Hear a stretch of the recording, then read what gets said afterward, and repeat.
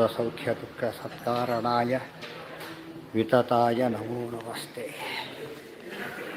ಚೇತಿ ಹರಿರಚಿಂತ್ಯಃ ಸರ್ವದೇವೈಕವಂದ್ಯಃ ಪರಮಗುರುರಭೀಷ್ಟಾವಾಪ್ತಿತಃ ಸಜ್ಜನಾನಾಂ ನಿಖಿಲಗುಣಗಣಾರ್ಣೋ ನಿತ್ಯನಿರ್ಮುಕ್ತದೋಷಃ ಸರಸಿಜನಯನೋऽಸೌ ಶ್ರೀಪತಿರ್ಮಹನತೋ ನಃ.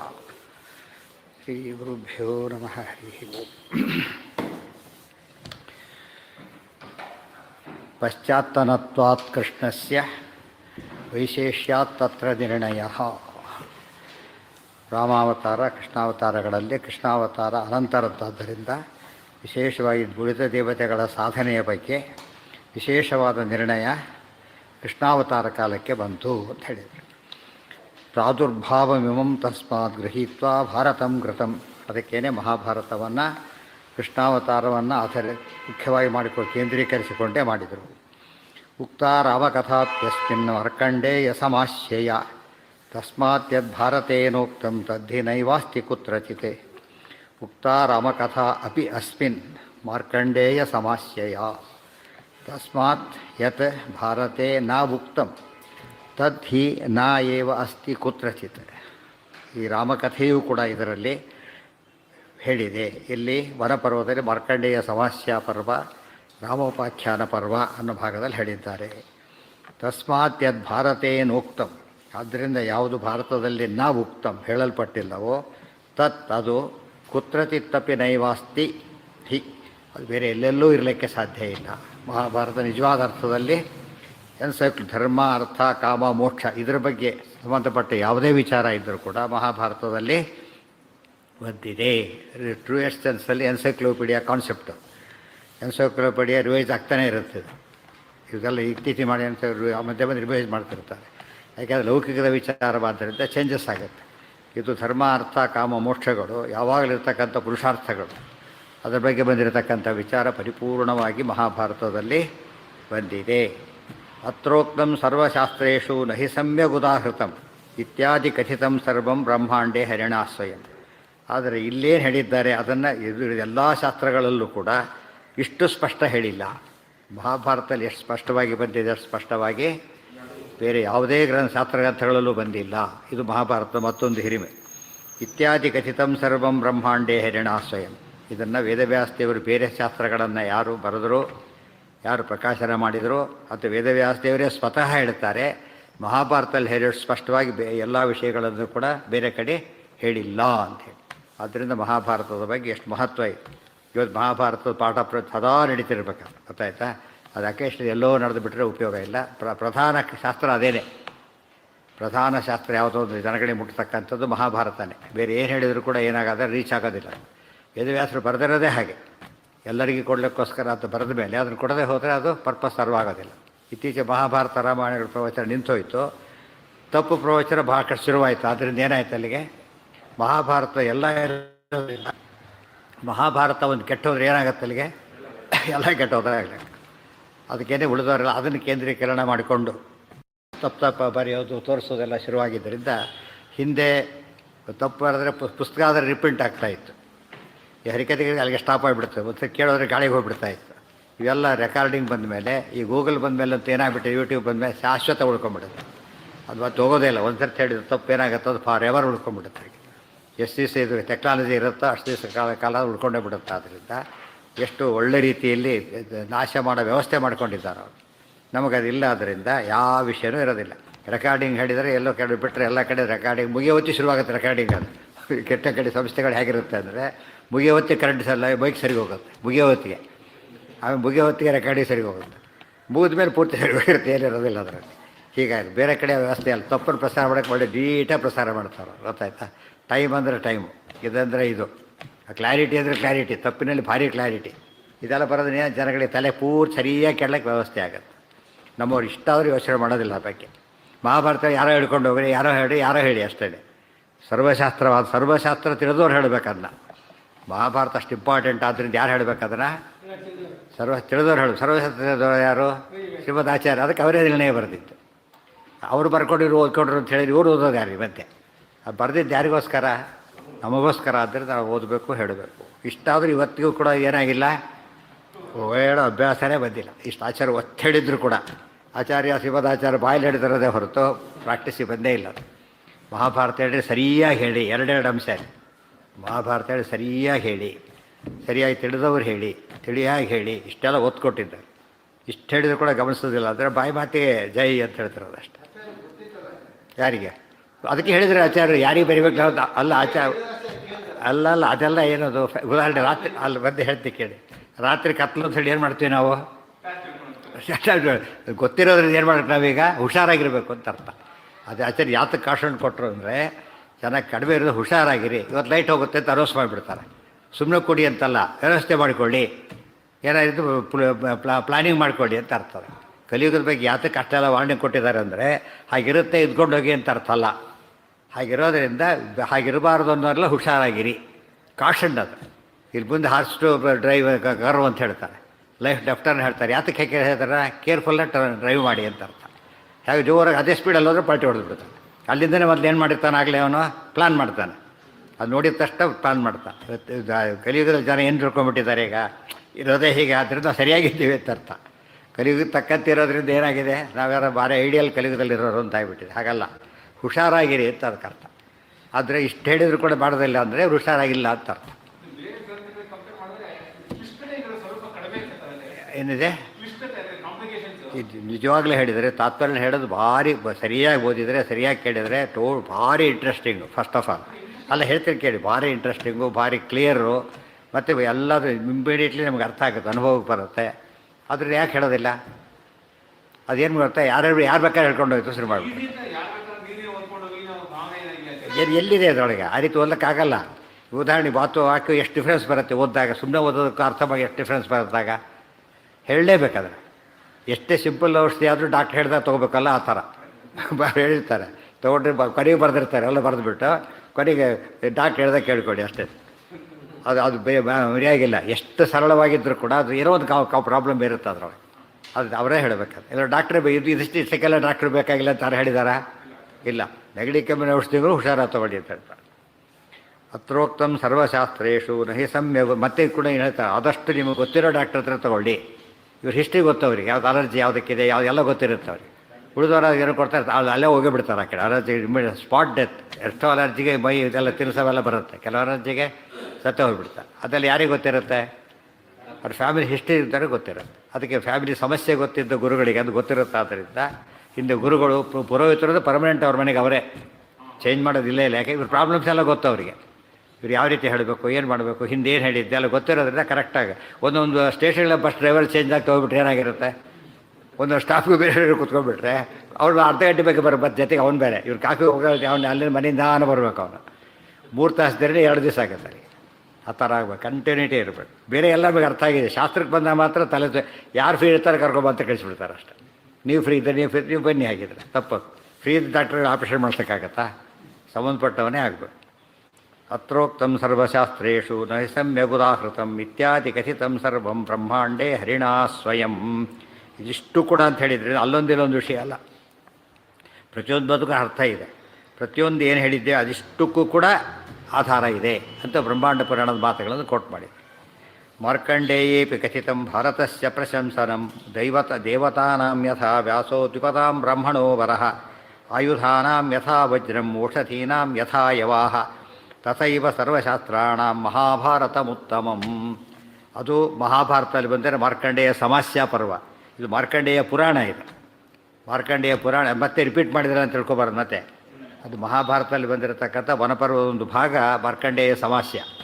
ಇದು ಮಾರ್ಕಂಡೇಯ ಮಹಾಪುರಾಣ. ಮಹಾಪುರಾಣದಲ್ಲಿ ಮಾರ್ಕಂಡೇಯ ಪುರಾಣ ಒಂದು. ಅದರಲ್ಲಿ ಮಾರ್ಕಂಡೇಯಪಿ ಕಥಿತ. ಮಾರ್ಕಂಡೇಯ ಪುರಾಣದಲ್ಲಿ ಮಾರ್ಕಂಡೇಯ ಪುರಾಣದ ಮಹತ್ವ ಹೇಳೋದಿಲ್ಲ, ಭಾರತದ ಪುರಾಣ ಮಹತ್ವ ಹೇಳ್ತಾರೆ. ಇದು ಸ್ಟಾರ್ಟಿಂಗ್ ವರ್ಷ ಇವತ್ತಿಗೂ ಸಿಗುತ್ತಿದೆ. ಮಾರ್ಕಂಡೇಯ ಪುರಾಣದಲ್ಲಿ ಶುರು ಮಾಡಿದ ತಕ್ಷಣ ಸಿಗೋ ಶ್ಲೋಕಗಳಿದ್ದೇನೆ. ಮಹಾಭಾರತ ಸರ್ವಶ್ರೇಷ್ಠವಾದದ್ದು. ಏನಂತ ಹೇಳಿದ್ದಾರಲ್ಲಿ? ದೇವತಾನ ಭಾರತಸ್ಯ ಪ್ರಶಂಸನಂ ಮಾರ್ಕಂಡೇಯೇಪಿ ಕಥಿತಂ. ಭಾರತದ ಪ್ರಶಂಸನ ಮಾರ್ಕಂಡೇಯ ಪುರಾಣದಲ್ಲೂ ಬಂದಿದೆ. ದೇವತಾನ ಅವರು ಹೇಳ್ತಾರೆ ನೋಡಿ, ಇನ್ನೊಬ್ರು ಕೋಟ್ ಮಾಡ್ತಾರಲ್ಲ ಹಾಗೆ. ಮಾರ್ಕಂಡೇಯ ಪುರಾಣ ಆ್ಯಕ್ಚುಲಿ ಅದು ಸಾತ್ವಿಕ ಪುರಾಣ ಅಲ್ಲ, ಗೊತ್ತಾಯ್ತಾ? ಅದರಲ್ಲಿ ಬಂದಿದೆ ಅಂದಮೇಲೆ ಭಾರಿ ಇಂಪಾರ್ಟೆಂಟ್. ಅವ್ರ ಬಾಯಲ್ಲೂ ಬರುತ್ತೆ ನೋಡಿದ್ರೆ ಅಂತಿರಲ್ಲ ಹಾಗೆ. ದೇವತಾನಾಂ ಯಥಾ ವ್ಯಾಸೋ ದ್ವಿಪದಾಂ ಕಾಳಿದಾಸನು ಹೇಳಿದ್ದಾನೆ ಅಂತ ಕೇಳಿದರೆ ಒಬ್ಬ ಕವಿನೂ ಹೇಳಿದ್ದಾನೆ ಎಂಬ ಭಾವ ಬರುತ್ತೆ. ಗೊತ್ತಾಯ್ತಾ? ಕವಿಯಾದವು ನೀವು ಮಾತಾಡ್ತಾರೆ ಅಂತ ಹೇಳಿದರೆ ಶಾಸ್ತ್ರಜ್ಞರು ಇನ್ನೂ ಹೆಚ್ಚು, ಕವಿಗಳಿಗೆ ಜಾಸ್ತಿ ಕಮಿಟ್ಮೆಂಟ್ ಇರೋದಿಲ್ಲ, ಎಂಟರ್ಟೈನ್ಮೆಂಟ್ ಮೇನ್ ಅವ್ರದ್ದು. ಶಾಸ್ತ್ರಜ್ಞರಿಗೆ ಹಾಗಲ್ಲ, ಏನಿರುತ್ತಲ್ಲಿ ಎನ್ಲೈಟನ್ಮೆಂಟ್ ಮೇನ್ ಇರುತ್ತೆ. ಅವ್ರು ಇನ್ನೂ ಗಮನ ಕೊಟ್ಟು ಹೇಳಿರ್ತಾರೆ ಅಂತ ಅರ್ಥ. ದೇವತಾನಾಂ ಯಥಾ ವ್ಯಾಸೋ, ಅದು ದೃಷ್ಟಾಂತ ಕೊಟ್ಟು ಹೇಳಿದ್ದಾರೆ ಮಾರ್ಕಂಡೇಯ ಪುರಾಣದಲ್ಲಿ. ದೇವತಾನಾಂ ಯಥಾ ವ್ಯಾಸೋ, ದೇವತೆಗಳಲ್ಲಿ ವೇದವ್ಯಾಸರು ಹೇಗೋ, ದ್ವಿಪದಾಂ ಬ್ರಾಹ್ಮಣೋ ವರಹ, ಎರಡು ಕಾಲಿನ ಮನುಷ್ಯರಲ್ಲಿ ಯಾರು ಶ್ರೇಷ್ಠ? ಬ್ರಾಹ್ಮಣ ಹೇಗೆ ಶ್ರೇಷ್ಠನೋ, ಆಯುಧಾನಾಂ ಯಥಾ ವಜ್ರಂ, ಆಯುಧಗಳಲ್ಲಿ ವಜ್ರಾಯುಧ ಹೇಗೆ ಶ್ರೇಷ್ಠನೋ, ಓಷಧೀನಾಂ ಯಥಾ ಯವಾಹ, ಔಷಧಿಗಳಲ್ಲಿ ಯವಧಾನ್ಯ ಜವೆ ಜವೆ ಎಂಬುದು ಹೇಗೆ ಶ್ರೇಷ್ಠನೋ ಹಾಗೆ ಜವ ಹಾಗೆ ಬಂದಿರೋದು. ಜವೆ ಗೋಧಿ, ಅದು ಗೋಧಿ ಹೆಸರು. ಒಂದು ಗೋಧಿ ಅದ್ರ ಟೈಪ್ ಕೆಲವೆಲ್ಲ ಬಾರ್ಲಿ, ಒಂದು ಆ ಗುಂಪಿನ ಧಾನ್ಯಗಳೆಲ್ಲ ಅಂತ ಕರೀತಾರೆ. ಬರೀ ಗೋಧಿ ಬೇರೆ, ಜವೆ ಗೋಧಿ ಬೇರೆ, ಸ್ವಲ್ಪ ಚೇಂಜ್ ಇರೋದು. ಯವ ಅಂತ ಹೇಳಿದ್ರೆ ಅಲ್ಲೆಲ್ಲ ಅಂದರೆ ಅಕ್ಕಿನೇ ಉಪಯೋಗಿಸೋ ಸಾಮಾನ್ಯ ಅಷ್ಟೇ. ದ್ವಿಪದಾಂ ಬ್ರಾಹ್ಮಣೋ ವರಹ, ವಾಯುಧಾನಾಂ ಯಥಾ ವಜ್ರಂ, ಔಷಧೀನಾಂ ಯಥಾ ಯವಾಹ, ಔಷಧಿಗಳು ಅಂದ್ರೇನು? ಸಸ್ಯಗಳು. ಅದರಲ್ಲಿ ಹೇಗೋ ಇನ್ನೊಂದು ದೃಷ್ಟಾಂತ. ವೇದವ್ಯಾಸರು ಹೇಗೆ ದೇವತೆಗಳಲ್ಲೋ, ಬ್ರಾಹ್ಮಣ ಹೇಗೆ ಮನುಷ್ಯರಲ್ಲೋ, ಆಯುಧಗಳಲ್ಲಿ ಹೇಗೆ ವಜ್ರವೋ, ಔಷಧಿಗಳಲ್ಲಿ ಹೇಗೆ ಯವನೋ, ತಥೈವ ಸರ್ವಶಾಸ್ತ್ರಾಣ ಮಹಾಭಾರತ ಉತ್ತಮ. ಹಾಗೆಯೇ ಸಕಲ ಶಾಸ್ತ್ರಗಳಲ್ಲೂ ಕೂಡ ಯಾವ ಶ್ರೇಷ್ಠ? ಮಹಾಭಾರತ ಉತ್ತಮ. ಮಹಾಭಾರತ ಅತ್ಯುತ್ತಮವಾದದ್ದು. ಸರ್ವಶಾಸ್ತ್ರಾಣ ಉತ್ತಮಂ ಮಹಾಭಾರತ. ಸಕಲ ಶಾಸ್ತ್ರಗಳಲ್ಲೂ ಮಹಾಭಾರತ ಅತ್ಯುತ್ತಮವಾದ ಗ್ರಂಥ. ಇದರಲ್ಲಿ ಹೊಸ ಪಾಯಿಂಟ್ ಇನ್ನೊಂದಿದೆ. ದೇವತಾನಾಂ ಯಥಾ ವ್ಯಾಸೋ ಅಂತ ಹೇಳಿಬಿಟ್ಟು, ದೇವತೆಗಳಲ್ಲಿ ವ್ಯಾಸ ಹೇಗೋ ಅಂತ ಹೇಳಿದರೆ ವ್ಯಾಸರು ಯಾರು ಅಂತ ಆಯ್ತಲ್ಲ, ಆಗ ನಾರಾಯಣ ಅಂತಾಯ್ತು. ಮಹಾಭಾರತ ವ್ಯಾಸರನ್ನು ಯಾರೋ ಒಬ್ಬ ಋಷಿ ಅಂತ ತಿಳ್ಕೊಂಡವ್ರಿಗೆ ಉತ್ತರ ಅದು. ದೇವತಾನಾಂ ಯಥಾ ವ್ಯಾಸ ದ್ವಿಪದಾಂ ಬ್ರಾಹ್ಮಣೋ ವರಹ ಆಯುಧಾನಾಂ ಯಥಾ ವಜ್ರಂ. ಇಲ್ಲೂ ಕೂಡ ಆಯುಧಾನಾಂ ಯಥಾ ವಜ್ರಂ ಅಂತ ಹೇಳಿಬಿಟ್ರು. ಅಲ್ಲೂ ಕೂಡ ಇಲ್ಲಿ ಮಾತಿದು ಭಗವದ್ಗೀತೆಯಲ್ಲಿ ಬಂದಿದೆ. ಆದರೆ ಆ್ಯಕ್ಚುಲಿ ಆಯುಧದಲ್ಲಿ ಯಾವ ಶ್ರೇಷ್ಠ? ಸುದರ್ಶನ ಶ್ರೇಷ್ಠ. ಯಾತಕ್ಕೆ ಹೇಳಿದ್ದಾರೆ ಅಂದರೆ ನೆಕ್ಸ್ಟ್ ಬೆಸ್ಟ್. ಸುದರ್ಶನ ಆದಮೇಲೆ ಯಾವ ಶ್ರೇಷ್ಠ? ವಜ್ರಾಯುಧ ಶ್ರೇಷ್ಠ ಅಂತ ಅರ್ಥ. ಅಲ್ಲಿ ಅದನ್ನೆಲ್ಲ ಹೇಳಿದ್ದಾರೆ, ಭಗವದ್ಗೀತಾ ಕಾಲಕ್ಕೆ ಬಂದಿದೆ. ಆಯುಧಾನಾಂ ಯಥಾ ವಜ್ರಂ ಔಷಧೀನಾಂ ಯಥಾ ಯವಾಹ ತಥೈವ ಸರ್ವಶಾಸ್ತ್ರಾಣಾಂ ಮಹಾಭಾರತಮುತ್ತಮಂ. ಇದಾದಾಯ್ತು. ಅಷ್ಟೇ ಅಲ್ಲ, ವಾಯುಪ್ರೋಕ್ತೇಪಿ ತತ್ ಪ್ರೋಕ್ತಂ ಭಾರತಸ್ಯ ಪ್ರಶಂಸನಂ. ಇನ್ನೊಂದು ಕೊಟೇಶನ್. ವಾಯುಪ್ರೋಕ್ತೇಪಿ ತತ್ ಪ್ರೋಕ್ತಂ ಭಾರತಸ್ಯ ಪ್ರಶಂಸನಂ ಕೃಷ್ಣದ್ವೈಪಾಯನಂ ವ್ಯಾಸಂ ವಿದ್ಧಿ ನಾರಾಯಣಂ ಪ್ರಭುಂ. ವಾಯುಪ್ರೋಕ್ತ ಅಂದರೆ ವಾಯುಪುರಾಣ. ವಾಯುಪುರಾಣದಲ್ಲೂ ಕೂಡ ಹೇಳಿದ್ದಾರೆ. ತತ್ ಪ್ರೋಕ್ತಂ ಭಾರತಸ್ಯ ಪ್ರಶಂಸನಂ. ತತ್ ಆ ಭಾರತಸ್ಯ ಪ್ರಶಂಸನಂ ಪ್ರೋಕ್ತಂ. ಹಿಂದೆ ಹೇಳಿದಂತೆ ಮಹಾಭಾರತದ ಪ್ರಶಂಸೆ ಏನು ಹಿಂದೆಲ್ಲ ಮಾಡಿದ್ದೇವೆ. ಪರಮಾಣು ಪುರಾಣ ಆಯಿತು, ಮಾರ್ಕಂಡೇಯ ಪುರಾಣ ಆಯಿತು. ಈಗ ಎಲ್ಲಿ ಹೇಳ್ತಿದ್ದಾರೆ? ವಾಯುಪ್ರೋಕ್ತದಲ್ಲೂ ಹೇಳಿದ್ದಾರೆ, ವಾಯುಪುರಾಣದಲ್ಲೂ ಹೇಳಿದ್ದಾರೆ. ಕೃಷ್ಣದ್ವೈಪಾಯನಂ ವ್ಯಾಸಂ ವಿದ್ಧಿ ನಾರಾಯಣಂ ಪ್ರಭುಂ. ಇಲ್ಲಿ ಇನ್ನೊಂದು ಸ್ವಾರಸ್ಯ ಇದೆ. ಆ್ಯಕ್ಚುಲಿ ಮಹಾಭಾರತಲ್ಲೂ ಶ್ಲೋಕ ಬರುತ್ತೆ, ಕೃಷ್ಣದ್ವೈಪಾಯನ ಮಹಾಭಾರತಲ್ಲೂ ಇದೆ. ಅದಕ್ಕೆ ವಾಯುಪ್ರೋಕ್ತೇ ಅಪಿ, ಮಹಾಭಾರತಲ್ಲೂ ಮತ್ತು ವಾಯುಪುರಾಣದಲ್ಲೂ ಬಂದಿದೆ ಅಂತ ಅದಕ್ಕೆ ಅರ್ಥ. ಕೃಷ್ಣದ್ವೈಪಾಯನಂ ವ್ಯಾಸಂ ವಿದ್ಧಿ ನಾರಾಯಣಂ ಪ್ರಭುಂ. ಕೃಷ್ಣದ್ವೈಪಾಯನ ವ್ಯಾಸರಿದ್ದಾರಲ್ಲ, ಇವರು ಯಾರಿವರು? ಪ್ರಭುಂ ನಾರಾಯಣಂ ವಿದ್ಧಿ, ಸಾಕ್ಷಾತ್ ಪ್ರಭುವಾದ ನಾರಾಯಣ ಅಂತಲೇ ತಿಳ್ಕೊಬೇಕೆ ಹೊರತು ಬೇರೆ ಅಲ್ಲ. ಇದು ಯಾರೋ ಋಷಿಗಳಲ್ಲ. ಕೃಷ್ಣದ್ವೈಪಾಯನಂ ವ್ಯಾಸಂ ವಿದ್ಧಿ ನಾರಾಯಣಂ ಪ್ರಭುಂ. ಪ್ರಭುವಾದ ನಾರಾಯಣೇ ಕೃಷ್ಣದ್ವೈಪಾಯನ ವ್ಯಾಸರು. ವಿದ್ಧಿ ತಿಳಿದುಕೋ. ಕೋಹ್ಯನ್ಯಃ ಪುಂಡರೀಕಾಕ್ಷಾತ್ ಮಹಾಭಾರತ ಕೃದ್ಭವೇತ್. ಸೆಕೆಂಡ್ ಹಾಫ್ ಅದಕ್ಕೆ. ಕೋಹ್ಯನ್ಯಃ ಪುಂಡರೀಕಾಕ್ಷಾತ್ ಮಹಾಭಾರತ ಕೃದ್ಭವೇತ್. ಕೋ ಹಿ ಅನ್ಯಃ ಪುಂಡರೀಕಾಕ್ಷಾತ್ ಮಹಾಭಾರತ ಕೃತ್ ಭವೇತ್. ಕೋ ಕಹ ಹಿ ಅನ್ಯಃ, ಬೇರೆ ಯಾವನು ತಾನೇ. ಯಾರಿಂದ? ಎಕ್ಸೆಪ್ಟ್ ವೇದವ್ಯಾಸರು. ಪುಂಡರೀಕಾಕ್ಷಾತ್ ಅನ್ಯಃ. ಪುಂಡರೀಕಾಕ್ಷ ಅಂದರೆ ಯಾರಿಗೆ ಹೆಸರು? ಪುಂಡರೀಕಾಕ್ಷ ಅಂತ ಯಾರಿಗೆ ಹೆಸರು? ನಾರಾಯಣನಿಗೊಂದೇ. ವಿರೂಪಾಕ್ಷರು. ರುದ್ರದೇವರು ಪುಂಡರೀಕಾಕ್ಷರಲ್ಲ. ಯಾರವರು? ವಿರೂಪಾಕ್ಷರು. ಇಂದ್ರದೇವರು ಪುಂಡರೀಕಾಕ್ಷರಲ್ಲ. ಯಾರವರು? ಸಹಸ್ರಾಕ್ಷರು. ಆದ್ದರಿಂದ ಇವರು ಪುಂಡರೀಕಾಕ್ಷ ಅಂದರೆ ಯಾರು? ವಿಷ್ಣುವೇ. ಪುಂಡರೀಕಾಕ್ಷ ಒಂದು ದೇವತೆಗಳಲ್ಲೂ ಇನ್ನೊಬ್ಬನು ಪುಂಡರೀಕಾಕ್ಷ ಅಂತ ಕರೆಯಾಗಿಲ್ಲ. ಇನ್ನು ಮನುಷ್ಯರಲ್ಲಿ ಪುಂಡರೀಕಾಕ್ಷ ಹೇಗಾಗ್ತಾರೆ? ಜೀವ ಬ್ರಹ್ಮ ಇತ್ಯಾದಿಗಳೆಲ್ಲ ತಪ್ಪು ಅಂತ ಅರ್ಥ. ಪುಂಡರೀಕ ಅಂದರೆ ಕಮಲ. ಕಮಲದಂತೆ ಅರಳಿದ ಕಣ್ಣುಳ್ಳವರು ಅಂತ ಅರ್ಥ. ವಿಶಾಲವಾದ ಕಣ್ಣುಳ್ಳವರು, ಅವರು ಪೂರ್ಣ ದೃಷ್ಟಿ ಅಂತ ಪೂರ್ಣ ಅರ್ಥ. ಪೂರ್ಣಜ್ಞಾನಿಗಳು, ಸರ್ವಜ್ಞರು ಅಂತ ಅರ್ಥ. ಮಹಾಭಾರತ ಕೃದ್ಭವೇ. ಮಹಾಭಾರತ ಕೃತ್, ಮಹಾಭಾರತ ರಚನೆ ಮಾಡುವವರು ಬೇರೆ ಯಾರು ತಾನೇ ಆಗ್ಲಿಕ್ಕೆ ಹೇಗೆ ಸಾಧ್ಯ ಅಂತ ಕೇಳ್ತಾನೆ. ಮಹಾಭಾರತ ನೋಡಿದ ಮೇಲೆ ಗೊತ್ತಾಗುತ್ತೆ ಯಾರು ಇದನ್ನು ಬರೀಲಿಕ್ಕೆ ಸಾಧ್ಯ ಇಲ್ಲ, ಮನುಷ್ಯರಲ್ಲ ಬೇರೆ ದೇವತೆಗಳು ಬರೀಲಿಕ್ಕೂ ಸಾಧ್ಯ ಇಲ್ಲ ಅಂತ ಗ್ರಂಥ ಮಹಾಭಾರತ. ತುಂಬ ಇಂಪಾರ್ಟೆಂಟ್. ಅದಕ್ಕೆ ಹಿಂದೆ ಹೇಳಿದ್ದಾರೆ ದೇವೈ ಪ್ರಾರ್ಥಿತಃ, ಎಲ್ಲ ದೇವರು ಪ್ರಾರ್ಥನೆ ಮಾಡಿದ್ದಕ್ಕೆ ಬರೆದ ಗ್ರಂಥವಾದ್ದರಿಂದ ದೇವತೆಗಳು ಬರೀಲಿಕ್ಕೆ ಬರೋದಾಗಿರು ಯಾಕೆ ಪ್ರಾರ್ಥನೆ ಮಾಡ್ತಿದ್ರು? ನಮ್ಮ ಕೈಯಲ್ಲಿ ಆಗೋ ಕೆಲಸನ ಇನ್ನೊಬ್ರ ಕೈ ಯಾಕೆ ಮಾಡಿಸ್ತೇವೆ ನಾವೀಗ? ಗೊತ್ತಾಗ್ತಾ ಇನ್ನೊಬ್ರಿಗೆ ಯಾಕೆ ಮಾಡಿಸ್ಬೇಕಾಗ ಡಿಪೆಂಡೆನ್ಸ್ ಬಂತು, ದುಡ್ಡು ಕೊಡಬೇಕು ಮತ್ತೆ ಅದು ಯಾಕೆ ಖರ್ಚಾಗುತ್ತೆ. ನಮಗೆ ನಾವೇ ಮಾಡ್ಕೊಂಬಿಟ್ರೆ ಬೇರೆ ಯಾಕೆ ಮಾಡ್ತೀವಿ? ಎಲ್ಲ ನಮ್ಮ ಕೈಯಲ್ಲಿ ಆಗೋದಿಲ್ಲ ಅಂದರೆ ಮಾಡ್ತೀವಿ ಅಷ್ಟೇ. ಅದಕ್ಕೆ ಮಹಾಭಾರತ ಕೃದ್ಭವೇತ್, ಈ ಮಾತು ಸರಿಯಾಗಿ ತಿಳ್ಕೊಂಡಿರ್ಬೇಕು. ಮಹಾಭಾರತವನ್ನು ಬರೀಲಿಕ್ಕೆ ಸಾಕ್ಷಾತ್ ನಾರಾಯಣನ ಹೊರತು ಬೇರೆ ಯಾರಿಗೂ ಸಾಧ್ಯ ಇಲ್ಲ. ಆದ್ದರಿಂದ ವೇದವ್ಯಾಸ ದೇವರನ್ನು ನಾರಾಯಣ ಅಂತಲೇ ತಿಳಿಬೇಕು, ಬೇರೆ ಅಲ್ಲ. ನಮಗೆ ಕೆಲವು ವಿಷಯಗಳು ಗೊತ್ತಾಗುತ್ತೆ. ಈ ಬೆಳಕಿದೆ, ಯಾವ ಬೆಳಕಿದೆ ಅಲ್ಲ? ಸೂರ್ಯನ ಬೆಳಕು. ಅದಕ್ಕೆ ಇಂಥ ಬೆಳಕು ಕೊಡೋ ಶಕ್ತಿ ಯಾವುದಕ್ಕಿಲ್ಲ. ಎಷ್ಟು ಕರೆಂಟ್ ಹಾಕಿರೂ ಬರೋದಿಲ್ಲ, ಎಷ್ಟು ನೀವು ಕೋಟಿಗಟ್ಟಲೆ ವಾಟ್ಸ್ ಹಾಕಿರೂ ಬರೋದಿಲ್ಲ. ಅದಕ್ಕೆ ಇದ್ರ ಸೂರ್ಯನ ಬೆಳಕೆ ಬೇರೆ. ಸೂರ್ಯ ಎಷ್ಟು ಜನ ಇದ್ದಾರೆ? ಒಬ್ಬ ಸೂರ್ಯನಿಗೆ ಕೋಟಿ ದೀಪಗಳು ಮೀಟ್ ಮಾಡೋಕ್ಕೆ ಬರೋದಿಲ್ಲ. ನಾನು ನೋಡಿದ ತಕ್ಷಣ ಹೇಳ್ತಾನೆ ಯಾವ ಬೆಳಕು ಅಂತ ಹೇಳ್ಬಿಟ್ಟು, ಗೊತ್ತಾ? ಸೂರ್ಯನ ಬೆಳಕು ಅಲ್ಲೋದು. ಅದೇ ಮಹಾಭಾರತ ನೋಡಿದ ತಕ್ಷಣ ಏನು ಅನಿಸುತ್ತೆ ನಮಗೆ? ಇದು ನಾರಾಯಣ ಬೇರೆ ಯಾರೂ ಬರಲಿಕ್ಕೆ ಸಾಧ್ಯ ಇಲ್ಲ. ಈ ಬೆಳಕನ್ನು ಸೂರ್ಯ ಬಿಟ್ಟು ಬೇರೆಯವರು ಕೊಡಲಿಕ್ಕೆ ಹೇಗೆ ಸಾಧ್ಯ ಇಲ್ವೋ, ಮಹಾಭಾರತದಲ್ಲಿ ಕೊಟ್ಟಿರೋ ಜ್ಞಾನದ ಬೆಳಕನ್ನು ಕೊಡಲಿಕ್ಕೆ ಬೇರೆ ಯಾವ ದೇವತೆಗಳಿಗೂ ಸಾಧ್ಯ ಇಲ್ಲ. ಇದು ಮನುಷ್ಯರಿಗೆ ಸಾಧ್ಯ ಇಲ್ಲ ಅಂತ ಹೇಳಲೇಬೇಕಾಗಿಲ್ಲ. ಇವರು ಹೇಳ್ತಾರೆ ವೆಸ್ಟರ್ನರ್ಸ್, ಏನಂದ್ರೆ ಮಹಾಭಾರತವನ್ನು ನೋಡಿ ನಮ್ಮ ಆಯುಷ್ಯ ನೋಡಿಕೊಂಡ್ರೆ ಅದ್ರ ಓದಲಿಕ್ಕೆ ನಮ್ಮ ಆಯುಷ್ಯ ಸಾಲದು, ಬರೀಲಿಕ್ಕಲ್ಲ. ಏನದಕ್ಕೆ ಸಾಲದು? ಹಿಂದೆಲ್ಲ ಮಹಾಭಾರತ ಶುರು ಮಾಡಿದ್ರೆ ಜೀವನ ಬಿಟ್ಟು ಮುಗಿಯೋದಿಲ್ಲ ಅಂತ ಅರ್ಥ. ಹೇಳ್ತಾನೆ ಇರ್ತಾರೆ ಪುರಾಣಗಳು ಹೇಳ್ತಿರ್ಬೇಕಾದ್ರೆ. ಅಷ್ಟು ಮಂಗಳ ಮಾಡಿದವ್ರು ಭಾಳ ಕಡಿಮೆ ಹಿಂದೆಲ್ಲ. ಮಹಾಭಾರತ ಪ್ರತಿ ಶ್ಲೋಕ ಹೇಳಿ ಮಹಾಭಾರತ ಮಂಗಳ ಮಾಡೋಕ್ಕೆ ಇವತ್ತಿಗೂ ಭಾರಿ ಕಷ್ಟ, ಗೊತ್ತಾಯ್ತಾ? ತಾವೆಲ್ಲ ಮಹಾಭಾರತ ಹೇಳೋದು ಏನಾಗ ಇದರ ಆಧಾರದ ಮೇಲೆ ಸ್ಕಿಪ್ ಮಾಡಿ ಹೇಳ್ತಾ ಹೋಗೋದು ಶ್ಲೋಕಗಳನ್ನು, ವಿಷಯಗಳನ್ನು.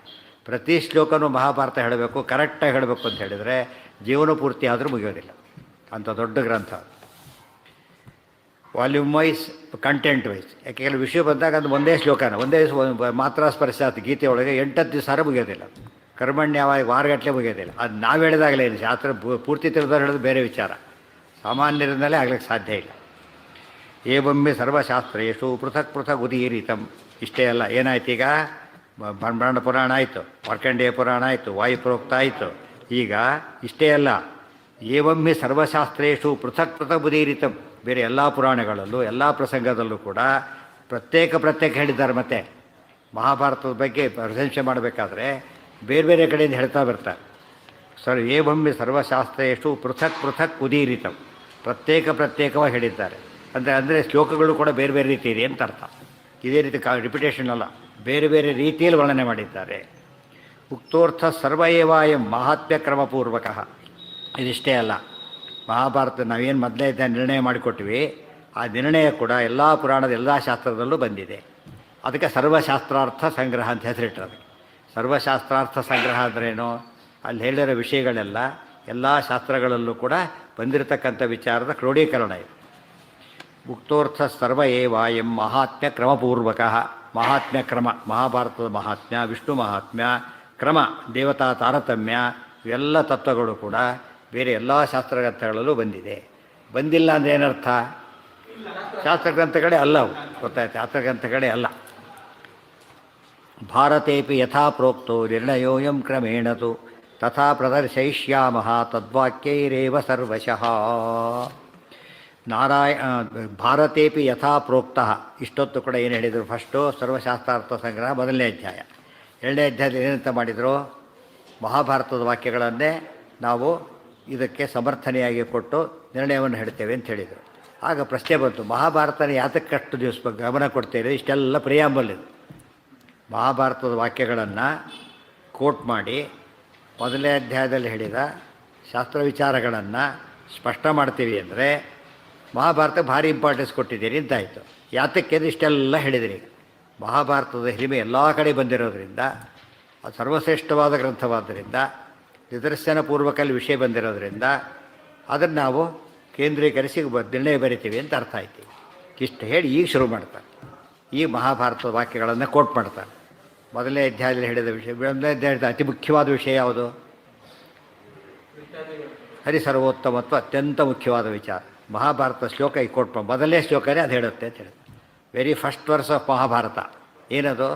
ನಾರಾಯಣಂ ಸುರಗುರುಂ ಜಗದೇಕನಾಥಂ ಭಕ್ತಪ್ರಿಯಂ ಸಕಲಲೋಕನಮಸ್ಕೃತಂಚ ತ್ರೈಗುಣ್ಯವರ್ಜಿತಮಜಂ ವಿಭುಮಾದ್ಯಮೀಶಂ ವಂದೇ ಭವಘ್ನಮರಾಸುರ ಸಿದ್ಧವಂದ್ಯಂ. ಫಸ್ಟ್ ಶ್ಲೋಕ ಇದು. ಈ ಫಸ್ಟ್ ಶ್ಲೋಕ ನೋಡಿಬಿಟ್ಟು ಇಡೀ ಇಷ್ಟು ಹೇಳಿದ ವಿಷಯ ಎಲ್ಲ ಒಂದರಲ್ಲೇ ಬಂದೋಗ್ಬಿಟ್ಟಿದೆ. ವೆರಿ ಫಸ್ಟ್ ವರ್ಸ್ ಒಬ್ಬ ಸಾಮಾನ್ಯ ಹೇಗಿರುತ್ತೆ, gist of the whole work. ಜನ್ಮಾದ್ಯಸ್ಯ ಯತಃ ಮೊದಲನೇ ಭಾಗವತದ ಶ್ಲೋಕ ಇಡೀ ಭಾಗವತ ಪುರಾಣದ ಸಾರ ಅದು. ಯಾವುದೇ ಗ್ರಂಥದ ಮೊದಲನೇ ಟೈಟ್ಲ್ ಅಂತ ಟೈಟ್ಲ್ ಇದ್ದಾಗ, ಮೊದಲನೇ ಶ್ಲೋಕ ಅಂದರೆ ಟೈಟ್ಲ್ ಇದ್ದಾಗ. ಆದ್ದರಿಂದ ಮಹಾಭಾರತದಲ್ಲಿ ವಿಷ್ಣು ಸರ್ವೋತ್ತಮತ್ವ ಎಲ್ಲಿ ಬಂದಿದೆ ಅಂದರೆ starting from the very first verse ವಿಷಯ ಬಂದಿದೆ. ನಾರಾಯಣಂ ಸುರಗುರುಂ ಜಗದೇಕನಾಥಂ ಭಕ್ತಪ್ರಿಯಂ ಸಕಲಲೋಕ ನಮಸ್ಕೃತಂ ಚ ತ್ರೈಗುಣ್ಯವರ್ಜಿತಂ ಅಜಂ ವಿಭುಂ ಆದ್ಯಂ ಈಶಂ ವಂದೇ ಭವಘ್ನಂ ಅಮರಾಸುರ ಸಿದ್ಧವಂದ್ಯಂ. ಅದಿಷ್ಟು ಅದಕ್ಕೆ ಪದವಿಭಾಗ. ನಾರಾಯಣಂ ಸುರಗುರುಂ ಜಗದೇಕನಾಥಂ ಏನರ್ಥ ಅದಕ್ಕೆ? ಇವತ್ತು ತಮಾಷೆ ಅಲ್ಲಿ ಕಂದಿರ ಬ್ರಹ್ಮಯಜ್ಞದಲ್ಲಿ ಬರುತ್ತದೆ. ಪ್ರತಿ ಬ್ರಹ್ಮಯಜ್ಞದಲ್ಲಿ ಶ್ಲೋಕ ಹೇಳಬೇಕು. ಬ್ರಹ್ಮಯಜ್ಞ ಮಾಡೋರಿಗೆ ಗೊತ್ತಿರ್ತದೆ. ನಾರಾಯಣಂ ಸುರಗುರುಂ ಅಂತ ಹೇಳಬೇಕಲ್ಲ. ನಾರಾಯಣಂ ಸುರಗುರುಂ ಜಗದೇಕನಾಥಂ ತ್ರೈಗುಣ್ಯ. ಅದಕ್ಕೆ ಲಫ್ ಮೀನಿಂಗ್ ಇಷ್ಟು. ಈ ಸಾಮಾನ್ಯವಾಗಿ ಪ್ರಿಂಟಾಗಿರೋ ಮಹಾಭಾರತದಲ್ಲಿ ಶ್ಲೋಕ ಸಿಗೋದೇ ಇಲ್ಲ. ಅರ್ಥ ಆಯ್ತಾ? ಮಹಾಭಾರತ ಫಸ್ಟ್ ಶ್ಲೋಕ ಇದು ಸಿಗೋದಿಲ್ಲ. ನಾರಾಯಣ ನಮಸ್ಕೃತ ಸಿಗೋದಿಲ್ಲ. ಅದಕ್ಕೆ ಆಚಾರ್ಯ ಏನಂತ ಹೇಳಿದ್ರು, ತೆಗೆದುಹಾಕ್ತಾರೆ ಅಂತ ಹೇಳಿ. ಯಾವ್ದು ತೆಗೆದು ಹಾಕಿದ್ದಾರೆ ಅವರು? ಎಷ್ಟೋ ಸರ್ತಿ ಏನು ಮಾಡಿ ಟೈಟ್ಲ್ ಪೇಜ್ ಹರಿದ್ಬಿಟ್ರೆ ಹಾಗೆ ತುಂಬ ಜನ ಕಾಪಿ ಹೊಡಿಬೇಕು ಗೊತ್ತಾಗಬಾರ್ದು ಅವ್ರು ಏನು ಮಾಡಿಬಿಡ್ತಾರೆ, ಟೈಟ್ಲ್ ಪೇಜ್ ತೆಗೆದುಬಿಟ್ಟು ಯಾವುದಾದ್ರು ಗೊತ್ತಾಗೋದಿಲ್ಲ. ಮತ್ತು ಎಷ್ಟೋ ಹುಡುಗರು ಕತೆ ಪುಸ್ತಕ ಓದೋರು ಟೆಕ್ಸ್ಟ್ ಬುಕ್ ಮಧ್ಯೆ ಇಟ್ಕೊಂಡು ಓದ್ತಿರ್ತಾರೆ. ಯಾಕೆ ಓದೋರು ಏನಂತ ತಿಳ್ಕೊಬೇಕು ಅವರು? ಓದೋರೆಲ್ಲ ಟೆಕ್ಸ್ಟ್ ಬುಕ್ ಓದ್ತಾರೆ, ಅವ್ರು ಓದ್ತಾರೆ ಕತೆ ಪುಸ್ತಕ. ಅದು ಗೊತ್ತಾಗಬಾರ್ದು, ಅದು ಬುದ್ಧಿವಂತಿಕೆ ಹೀಗೆ ಇಟ್ಕೊಂಡಿರ್ತಾರೆ. ಸೈಜ್ ನೋಡಿರುತ್ತೆ, ಸ್ವಲ್ಪ ಸಣ್ಣ ಸೈಜ್ ಇರುತ್ತೆ, ಗೊತ್ತಾಗಲ್ಲ. ಅದು ಹೀಗೆ ಓದ್ತಿರೋದು ಗೊತ್ತಾಗೋದೇ ಇಲ್ಲ. ತಂದೆ ತಾಯಿ ಭಾರಿ ಓದ್ತಾರೆ ಅಂತ ತಿಳ್ಕೊಂಡಿರ್ತಾರೆ, ಪರ್ಟಿಕ್ಯುಲರ್ದಾಗಲೇ ಗೊತ್ತಾಗೋದು. ಅದೆಲ್ಲ ತಂತ್ರ, ಎಲ್ಲ ಕಡೆ ಜನಕ್ಕೆ ಬಂದಿದೆ. ವಸ್ತುಗಳಲ್ಲಿ ಬೆರೆಸೋದು, ವಸ್ತುಗಳಿಂದ ತೆಗೆದು ಹಾಕೋದು, ಅವೆಲ್ಲ ಪದ್ಧತಿ. ಅದಕ್ಕೆ ಫಸ್ಟ್ ಶ್ಲೋಕನೇ ತೆಗೆದಿದ್ದಾರೆ ಅಂದರೆ ಎಷ್ಟು ಇದಾಗಿರಬೇಕು. ಅದಕ್ಕೆ ಆಚಾರ್ಯ ಸುಳ್ಳು ಹೇಳಿದ್ದಾರೆ ಅಂತ ಪ್ರಶ್ನೆ ಬರ್ಬೋದು. ಬೇರೆಯವರಿಗೆಲ್ಲ ಹಾಗನ್ಸೇ ಅನಿಸುತ್ತೆ. ನಮ್ಮಲ್ಲೂ ಡೌಟ್ ಪಡೋರು ಭಾಳ ಜನ ಇರ್ತಾರೆ. ಅದಕ್ಕೆ ವಾದಿರಾಜ ಸ್ವಾಮಿಗಳು ಬರೀತಾರೆ, ಇದನ್ನು ನೋಟ್ ಬರೀತಾರೆ ಅಲ್ಲಿ. ಇದು ಸ್ಪಿರಿಟ್ ಆಗಿರೋ ಪುರಾಣದಲ್ಲಿ ಭಾರತ ಸಿಗೋದಿಲ್ಲ. ಆದರೆ ಕೇರಳ ದೇಶೀಯ ಪುಸ್ತಕಗಳಲ್ಲಿ ಇವತ್ತಿಗೂ ಸಿಗುತ್ತೆ ಮಹಾಭಾರತ ಮೊದಲನೇ ಶ್ಲೋಕ. ಕೇರಳ ದೇಶದಲ್ಲಿ ಸಿಗತಕ್ಕಂಥ ಮಹಾಭಾರತದ ಪ್ರತಿಗಳಲ್ಲಿ ಇದೇ ಫಸ್ಟ್ ಶ್ಲೋಕ ಅಂತ ಸಿಗುತ್ತೆ ಅಂತ ಬರೆದುಬಿಟ್ಟಿದ್ದಾರೆ. ಅದ್ಯಾಪಿ ದೃಶ್ಯತೆ ಅಂತ ಬರೀತಾರೆ. ಅದರಿಂದ ಪ್ರಾಬ್ಲಮ್ ಸಾಲ್ವ್ ಆಯಿತು. ನಮಗೇನು ವಾದಿರಾಜ ಸ್ವಾಮಿ ಹೇಳಿದರು, ಮತ್ತು ಅವ್ರ ಮೇಲೆ ಡೌಟು ಮತ್ತೆ ಇನ್ನೂ ಶುರು. ಈಗ ಅಲ್ಲೇ ಅವಳೇ ಡೌಟ್ ಪಟ್ಬಿಟ್ರೆ ಅದಕ್ಕೆ ಹೇಳ್ತಾರೆ, ಡೌಟಿಗೆ ಕೊನೆಯೇ ಇಲ್ಲ. ಇವತ್ತು ಭಂಡಾರಕರು ಪ್ರಿಂಟ್ ಮಾಡಿಸಿದ್ದಾರೆ. ಪ್ರಿಂಟ್ ಮಾಡಿಸಿದಾಗ ಅವ್ರು ಸುಮಾರು 2000 ಮ್ಯಾನ್ಸ್ಕ್ರಿಪ್ಟ್ಸ್ ನೋಡಿ ಮಾಡ್ತಿದ್ದೀವಿ ಅಂತ ಹೇಳ್ತಾರೆ. ಆದರೆ ಫಸ್ಟ್ ಶ್ಲೋಕ ಇವ್ರು ಹಾಕಿಲ್ಲ, ಬಟ್ ಕೆಳಗಡೆ ಬರೀತಾರೆ. ಒಂದು ಪ್ರತಿಯಲ್ಲಿ ಹೀಗಿದೆ, ಮಲಬಾರ್ ಎಡಿಷನ್, ಮಲಬಾರ್ ಆ ಕಡೆ ತಾನೇ ಬರೋದು. ವಾದಿರಾಜ ಸ್ವಾಮಿ ಟ್ಯಾಲಿ ಆಯಿತು. ಅದರಲ್ಲಿ ಮಲಬಾರ್ ಪ್ರತಿಗಳಲ್ಲಿ ಇವತ್ತಿಗೂ ನಾರಾಯಣ ಸರೋ ಮೊದಲನೇ ಶ್ಲೋಕ ಸಿಗುತ್ತೆ ಅಂತ ಬರೀತಾರೆ. ಅರ್ಥ ಆಯ್ತಾ? ಅದೇ ಇದು ಆಚಾರ್ಯ ನಿರ್ಣಯ ನೋಡಿಲ್ಲ ಅವರು. ಆಚಾರ್ಯ ವಿಷಯ ಗೊತ್ತಿಲ್ಲ ಅವರಿಗೆ. ನಮ್ಮ ಜನರಿಗೆ ಗೊತ್ತಿಲ್ಲ, ಪಾಪ ಅವ್ರಿಗೇನು ಗೊತ್ತಿರುತ್ತೆ, ಗೊತ್ತೇ ಇಲ್ಲ. ಗೊತ್ತಿಲ್ಲದೇ ಬರೀತಾರೆ ನಾರಾಯಣ ಸರೋ ಮೊದಲನೇ ಶ್ಲೋಕ ಅಂತ ಕೆಲವು ಕಡೆ ಸಿಗುತ್ತೆ. ಆಚಾರ್ಯ ಎಷ್ಟು ಹೇಳಿದ್ರು, ವಾದಿರಾಜ ಸ್ವಾಮಿ ಇದು ಮಾಡಿದ್ರು, ಎಷ್ಟು ಕ್ಲಿಯರಾಗಿ ತಿಳಿಯುತ್ತಾರೆ. ಇವೆಲ್ಲ ನಮಗೆ ಇದೆಲ್ಲ ಹೇಳೋಕ್ಕೆ ಏನು ಬೇಕಾಗ ಸಾಕಷ್ಟು ನೋಡಿದಾಗ ಎಲ್ರಿಗೂ ಗೊತ್ತಾಗೋದಿಲ್ಲ. ಕೆಲಸ ಆಚಾರ್ಯ ಹೇಳಿದ್ದು ಬಿಡಿ ಅಂತಿರ್ತಾರೆ. ಸರಿಯಾಗಿ ಹೇಳಿದರೆ ಆಚಾರ್ಯ ಹೇಳಿದ್ದೆಲ್ಲ ಎಂಥದ್ದು ಒಂದು ಅವ್ರು ಸತ್ಯಲೋಕಾಧಿಪತಿಗಳು. ಒಂದು ಸುಳ್ಳು ಹೇಳಿದರೆ ಏನಾಗೋದಿಲ್ಲ, ಸತ್ಯಲೋಕಾಧಿಪತಿ ಆಗೋದಿಲ್ಲ. ಒಂದು ಸುಳ್ಳು ಹೇಳಿದ್ರು ಸಾಕು. ಸತ್ಯಹರಿಶ್ಚಂದ್ರಗೆ ಸತ್ಯಹರಿಶ್ಚಂದ್ರ ಹೆಸರು ಬಂದುಬಿಟ್ಟಿದೆ. ಅದು ಬೇಕಾದ್ರೆ ಸುಳ್ಳು ಹೇಳಿದ್ದಾರೆ, ಇವತ್ತು ಇಲ್ಲ ಅಂತಲ್ಲ. ಆದರೂ ಪಾಪ ಹೆಚ್ಚು ಸತ್ಯ ಹೇಳಿದ್ದಾರೆ ಅಂತ ಅರ್ಥ. ಆಚಾರ್ಯರು ಬರೀ ಸತ್ಯ ಹೇಳಿದವರು. ಸತ್ಯಲೋಕಾಧಿಪತಿ ಸತ್ಯಹರಿಶ್ಚಂದ್ರ ಅಲ್ಲ, ಯಾರೋ ಬ್ರಹ್ಮವಾಯುಗಳಾದ್ದರಿಂದ ಇವ್ರ ಬಾಯಲ್ಲಿ ಏನು ಬರೋದಿಲ್ಲ, ಸುಳ್ಳಿನ ಹೆಸರೇ ಬರೋದಿಲ್ಲ. ನಾರಾಯಣಂ ಸುರಗುರುಂ ಜಗದೇಕನಾಥಂ. ಏನು ಮೊದಲನೇದು ಏನು ಅನ್ವಯ ಅದಕ್ಕೆ ಗೊತ್ತಾ? ನಾರಾಯಣಂ ಒಂದೇ ಮೇನ್ ವಾಕ್ಯ ಅದು. ನಾರಾಯಣಂ ಒಂದೇ. ಮುಂದೆ ಎಣ್ಣೆಲೆಯಲ್ಲಿದೆ ನೋಡಿ, ನಾರಾಯಣನಿಗೆ ಒಂದೇ ವಂದ್ಯಂ ಸದಾನಂದಂ ಬರುತ್ತಲ್ಲ ಹಾಗೆ. ವಾಸುದೇವಂ ಒಂದೇ, ಅಲ್ಲಿ ಒಂದೇ ವಂದ್ಯಂ ಸದಾನಂದಂ ವಾಸುದೇವಂ ನಿರಂಜನ. ವಾಸುದೇವಂ ಒಂದೇ, ಇಲ್ಲಿ ನಾರಾಯಣಂ ಒಂದೇ. ನಾರಾಯಣ ನಮಸ್ಕಾರವನ್ನು ಮಾಡ್ತೇನೆ. ಯಾರು ನಾರಾಯಣ? ಎಲ್ಲ ಅಬ್ಜೆಕ್ಟಿವ್ಸ್ ಇದು. ಪ್ರತಿ ಅಬ್ಜೆಕ್ಟಿವು ಏನು ಹೇಳ್ತೀವಿ, ಹಿಂದೆ ಹೇಳಿದ್ದೆಲ್ಲ ಸಮ ಪಡ್ತಾ ಹೋಗೋದು. ಸುರಗುರುಂ, ಎಲ್ಲ ದೇವತೆಗಳಿಗೂ ಗುರು. ಎಲ್ಲ ಗುರು ಅಂದರೆ ಏನರ್ಥ? ಶ್ರೇಷ್ಠ ಅಂತ ಒಂದರ್ಥ. ಇನ್ನೊಂದರ್ಥ ಉಪದೇಶ ಮಾಡುವ, ಜ್ಞಾನ ಕೊಡೋನು ಅಂತ ಅರ್ಥ. ಎರಡಾಯ್ತು. ಶ್ರೇಷ್ಠನೂ ಹೌದು, ಜ್ಞಾನ ಕೊಡೋನು ಹೌದು. ಶ್ರೇಷ್ಠನು ಜ್ಞಾನ ಕೊಡಬೇಕು ಅಂತ ಏನಿಲ್ಲ. ರಾಜನಿಗೆ ಜ್ಞಾನ ಕೊಡೋಕ್ಕೆ ಬರೋದಿಲ್ಲ. ರಾಜ ಮಹಾರಾಜ ಆಗಿರ್ತಾನೆ, ಅವನು ಉಪದೇಶ ಮಾಡಬೇಕು ಅಂತಿಲ್ಲ. ಅವನಿಗೆ ಗುರುಗಳು ಉಪದೇಶ ಮಾಡಿರ್ತಾರೆ. ದೇವರು ಹಾಗಲ್ಲ, ಎಲ್ಲ ದೇವತೆ ದೊಡ್ಡವರು, ಅವ್ರಿಗೆ ಗುರುಗಳು ಆಗಿದ್ದಾನೆ. ಅದಕ್ಕೆ ಯಸ್ಮಾತ್ ಬ್ರಹ್ಮೇಂದ್ರ ರುದ್ರಾದಿ ದೇವತಾನಾಂ ಶ್ರೇಯೋಪಿ ಚ ಜ್ಞಾನಸ್ಫೂರ್ತಿ ಸದಾ ತಸ್ಮೈ ಹರಯೇ ಗುರವೇ ನಮಃ. ಅದಾಯ್ತು. ಸ್ವರಗುರುಂ ಜಗದೇಕನಾಥಂ. ಪರಮಾತ್ಮ ಯಾರು? ಜಗದೇಕನಾಥಂ. ಜಗತ್ತಿಗೆ ಏಕನಾಥ. ಜಗತ್ತಿಗೆ ಏಕನಾಥ. ಮಧ್ಯ ಸದಾಗಮೈಕ ವಿಜ್ಞೇಯ. ಅದಕ್ಕೇನು ಹೆಸರು? ಅದಕ್ಕೆ ಸದಾಗಮೈಕ ವಿಜ್ಞೇಯ. ಜಗದೇಕನಾಥ. ಮಧ್ಯ ಏಕ ಅಂತ ಬಂದರೆ ಮುಖ್ಯ ಅಂತ ಅರ್ಥ. ಜಗತ್ತಿಗೆ ಮುಖ್ಯನಾಥ, ಪ್ರಧಾನನಾಥ ಯಾರು? ಪರಮಾತ್ಮನೇ. ಈ ಚೀಫ್ ಮಿನಿಸ್ಟ್ರು ಸ್ಟೇಟ್ಗೆ, ಪ್ರೈಮ್ ಮಿನಿಸ್ಟ್ರು ದೇಶಕ್ಕೆ, ಯೂನಿವರ್ಸ್ಗೆ ನಾರಾಯಣ. ಆದ್ದರಿಂದ ಜಗದೇಕನಾಥಂ. ಅದಕ್ಕೆ ಇನ್ನೊಂದು ಅರ್ಥ ಏನು ಅಂದರೆ, ಆಯಿತು ಇವರೆಲ್ಲ ಮಂಧಾತಾದಿ ರಾಜರುಗಳು, ಚಕ್ರವರ್ತಿಗಳು ಅವರು. ಆ ಕಾಲಕ್ಕೆ ಜಗತ್ತಿಗೆ ಅವರೇ ನಾಥರು. ಅಂದಕ್ಕೆ ಆಗಲ್ಲ. ಜಗದೇಕನಾಥಂ. ಯಾವಾಗಲೂ ಇವನೊಬ್ಬನೇ. ಅವ್ರು ಚೇಂಜ್ ಆಗ್ತಾ ಹೋದರು. ಮಂಧಾತ ಅನಷ್ಟ ಅವೆಲ್ಲ ಬರ್ತಾ ಹೋದರು. ದೇವರು ಯಾವಾಗಲೂ ಏಕೋ ನಾರಾಯಣ ಆಸಿ. ಅದು ಏಕೋ ನಾರಾಯಣ ಏಕನಾಥ. ಜಗತ್ತಿಗೆ ಸದಾಕಾಲವು ಯಾರು ಸ್ವಾಮಿ? ಈ ಕಲಿಯುಗದಲ್ಲಿ 28ನೇದರೊಳಗೆ ಹರಿರೇವ ಪರಹ ಅಷ್ಟೇ. ಬೇರೆ ಯುಗದಲ್ಲಿ ಹರೇವ ಪರ ಅನ್ಬೋದು ಅಂದರೆ ಇಲ್ಲ. ಎಲ್ಲ ಕಾಲಕ್ಕೂ ಏನದು ರ್ಯಾಷನಲ್ ಟ್ರೂತ್, ಯೂನಿವರ್ಸಲ್ ಟ್ರೂತ್. ಆದ್ದರಿಂದ ಎಂದೂ ಕೂಡ ಏನಾಗೋದಿಲ್ಲ, ಚೇಂಜ್ ಆಗೋದಿಲ್ಲ. ಜಗದೇಕನಾಥಂ. ಬ್ರಹ್ಮದೇವರು ಇವತ್ತಿದ್ದಾರೆ, ಅವರು ವಾಯುದೇವರು ಬರ್ತಾರೆ ಆಮೇಲೆ. ಮತ್ತು ಮಹಾಲಕ್ಷ್ಮೀ ನಾರಾಯಣ ಇಬ್ಬರು ಮಾತ್ರ ಏನಾಗೋದಿಲ್ಲ, ಅವರೇ ಮಹಾಲಕ್ಷ್ಮಿ, ಅದೇ ನಾರಾಯಣ, ಬೇರೆ ಯಾರೂ ಅಲ್ಲ. ಜಗದೇಕನಾಥಂ ಅನ್ನೋದಕ್ಕೆ ಇನ್ನೊಂದು ಅರ್ಥ. ಜಗತ್ತು ಅಂದರೆ ಮಹಾಲಕ್ಷ್ಮಿ ಅಂತಲೂ ಅರ್ಥ. ಜಗತ್ಯಾಂ ಜಗತ್ ಅಂತ ಬರುತ್ತೆ ಈಶಾವಾಸ್ಯದಲ್ಲಿ. ಜಗತಿ ಅದು ಸ್ತ್ರೀಲಿಂಗ, ಇದು ಈಲಿಂಗ ಅಷ್ಟೇ. ಜಗತ್ತು ಅಂದರೆ ಮಹಾಲಕ್ಷ್ಮಿ. ಅವರಿಗೆ ಏಕನಾಥಂ. ಸದಾಕಾಲ ಮುಖ್ಯಸ್ವಾಮಿ ಯಾರು ಅಂತ ಕೇಳಿದರೆ ನಾರಾಯಣನೇ. ಲಕ್ಷ್ಮೀಪತಿ ಅಂತ ಇನ್ನೊಂದು ಅರ್ಥ. ಭಕ್ತ ಪ್ರಿಯಂ. ಭಕ್ತರಿಗೆ ಅತ್ಯಂತ ಪ್ರಿಯ. ಭಕ್ತರಿಗೆ ಅತ್ಯಂತ ಪ್ರಿಯ. ಭಕ್ತರಿಗೆ ಇವನು ಅತ್ಯಂತ ಪ್ರಿಯ, ಇವನಿಗೆ ಭಕ್ತರು ಅತ್ಯಂತ ಪ್ರಿಯ. ಎರಡೆರಡು. ಭಕ್ತರಿಗೆ ಅತ್ಯಂತ ಪ್ರಿಯ ಇವನು, ಅವರಿಗೆ ಅತ್ಯಂತ ಪ್ರಿಯ ಇಬ್ಬರಿಗೂ ಹಾಗೇನೆ. ಇವನು ನನಗೆ ಬೇಕಾಗಿಲ್ಲ ಅದು ಹಾಗಲ್ಲ. ಭಕ್ತವತ್ಸಲ ಅಂತ ಆಯ್ತಾರೆ. ಭಕ್ತವತ್ಸಲನಾದ್ದರಿಂದ ನಮಗೆ ದೇವರನ್ನು ನಂಬಲಿಕ್ಕೆ ಸಾಧ್ಯ ಇದೆ. ಯಾಕೆ? ಭಕ್ತರು ಅಂತ ಆಗಿಬಿಟ್ರೆ ಏನು ಗ್ಯಾರಂಟಿ? ಈಗ ದೇವರು ಕಾಪಾಡೋದು ಗ್ಯಾರಂಟಿ. ಯೋಗಕ್ಷೇಮಂ ವಹಾಮ್ಯಹಂ. ಭಕ್ತ ಪ್ರಿಯಂ. ಸಕಲ ಲೋಕ ನಮಸ್ಕೃತಂ ಚ. ಸಕಲ ಲೋಕ ನಮಸ್ಕೃತಂ. ಸಾಮಾನ್ಯ ಒಂದು ಲೋಕ ನಮಸ್ಕಾರ ಇತ್ಯಾದಿ ಅಲ್ಲ. ಲೋಕ ನಮಸ್ಕಾರ ಬೇರೆ. ಸಕಲ ಲೋಕ ನಮಸ್ಕಾರ. ಸಕಲ ಲೋಕಗಳಿಂದ ಭೂಹು ಭುವಃ ಸ್ವಹ ಮಹಾ ಜನಃ ತಪಃ ಸತ್ಯಂ ಅತಲ ವಿತಲ ಸುತಲ ತಳಾತಳ ರಸಾತಳ ಮಹಾತಳ ಪಾತಾಳ. ಪ್ರೆಸಿಡೆಂಟ್ ಆಫ್ ಇಂಡಿಯಾ ಅಂದರೆ ಎಲ್ಲ ಸ್ಟೇಟಿಗೂ ಮಾನ್ಯ ಆತ, ಹೊತ್ತಾನೆ, ಎಲ್ಲ ಗವರ್ನರ್ಸ್ಗೂ ಪ್ರಧಾನ. ಆ ರೀತಿಯಲ್ಲಿ ಸಕಲ ಲೋಕ ನಮಸ್ಕೃತ. ಅದಕ್ಕೆ ಇನ್ನೊಂದರ್ಥ, ಸಕಲ ಕಾಲದಲ್ಲಿದ್ದ ಲೋಕಗಳು. ಮತ್ತೆ ಈ ಕಲ್ಪಬಹುದು ಇವೆಲ್ಲ ಹೋಗ್ಬಿಡುತ್ತೆ, ಮತ್ತೆ ಬರುತ್ತೆ. ಬಂದ ಮತ್ತೆ ಅದಕ್ಕೂ ನಾಥ ಇವನೇ, ಬೇರೆ ಅಲ್ಲ. ಸಕಲ ಲೋಕ ನಮಸ್ಕೃತಂಚ. ನಮಸ್ಕೃತ ನಾದವನು. ನಮಸ್ಕೃತ ಅಲ್ಲ, ತಾಳೆ ಬಾಗ್ತಾರೆ ಇವನ ಮುಂದೆ ಅಂತ ಅರ್ಥ. ನಮೋ ಪೃಥ್ವೀಭಾವೆ ಆದ್ದರಿಂದ ಇವನ ಮುಂದೆ ಎಲ್ಲ ಲೋಕಗಳು ಕೂಡ ಬಾಗುತ್ತೆ ಅಂದರೆ ಏನರ್ಥ? ಭಾಗಿಸ್ತಾನೆ ದೊಡ್ಡವನು ಅಂತ ಅರ್ಥ. ಇವರು ಸಣ್ಣವರು, ದೊಡ್ಡವರು. ನಮಸ್ಕೃತಂಚ ತ್ರೈಗುಣ್ಯವರ್ಜಿತಂ. ಇವನೆಂಥವನು? ತ್ರಿಗುಣವರ್ಜಿತನಾದವನು. ಸಕಲ ಗುಣವರ್ಜಿತನಲ್ಲ, ತ್ರಿಗುಣವರ್ಜಿತ ಅಷ್ಟೇ. ತ್ರಿಗುಣಗಳು ಯಾವುದು? ಸತ್ವಗುಣ, ರಜೋಗುಣ, ತಮೋಗುಣ ಅಷ್ಟೇ. ಇದು ಆಚಾರ್ಯ ಮಧ್ಯೆ ಕೋಟ್ ಮಾಡ್ತಾರೆ. ಎಲ್ಲಿ ನಿರ್ಗುಣ ಶಬ್ದಕ್ಕೆ ಆಚಾರ್ಯರು ಪ್ರಾಕೃತ ಗುಣರಹಿತ ಅಂತ ಅರ್ಥ ಬರೀತಾರೆ, ಈ ವಾಕ್ಯ ಕೋಟ್ ಮಾಡ್ತಾರೆ. ತ್ರೈಗುಣ್ಯವರ್ಜಿತ ಮಿತಿ ಭಾರತೆ. ಭಾರತದ ಮೊದಲೇ ವಾಕ್ಯನೇ ಹೇಳಿಬಿಟ್ಟಿದೆ. ಆದ್ದರಿಂದಾಗಿಯೇ ತ್ರೈಗುಣ್ಯವರ್ಜಿತ. ಇದು ಯಾಕೆ ತೆಗೆದ್ರೆ ಗೊತ್ತಾ? ಮೊದಲೇ ವಾಕ್ಯನ ಇದು ಇಟ್ಕೊಂಡ್ಬಿಟ್ರೆ ಮಹಾಭಾರತ ವಿಷ್ಣುಪರ ಅಂತ ಆಗಿಬಿಡುತ್ತೆ. ಟೈಟ್ಲ್ ಅರ್ಧಾಕ್ಬಿಟ್ರೆ ಯಾವ ಉರ್ತಾ ಕೊಡ್ಬೇಕಾಗೆ. ಟೈಟ್ಲ್ ಮಿಸ್ ಆಗಿಬಿಡ್ತು ಅಂದರೆ ಎಲ್ಲ ಪೇಜೇ ತೆಗಿಬೇಕು, ಯಾವ ಪುಸ್ತಕ ನೋಡೋಣ ಅಂತ ಹೇಳ್ಬಿಟ್ಟು. ಆ ಬುದ್ಧಿವಂತಿಕೆ ಮಾಡ್ತಾರೆ. ಏನ ಯಾವುದು ಸೇರುತ್ತೆ?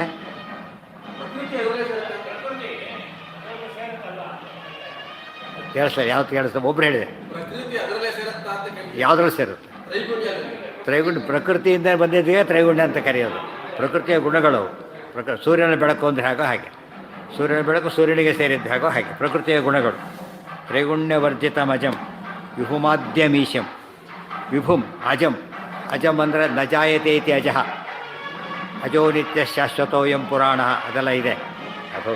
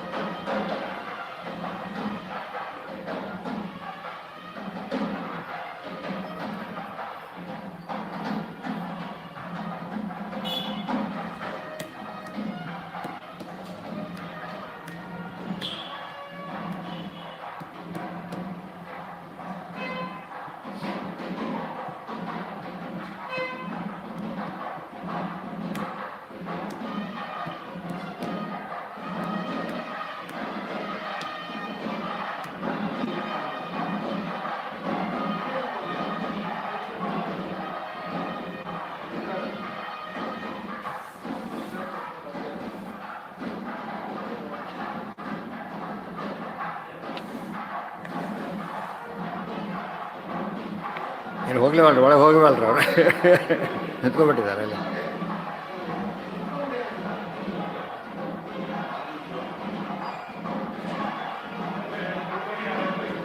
ಹಾಂ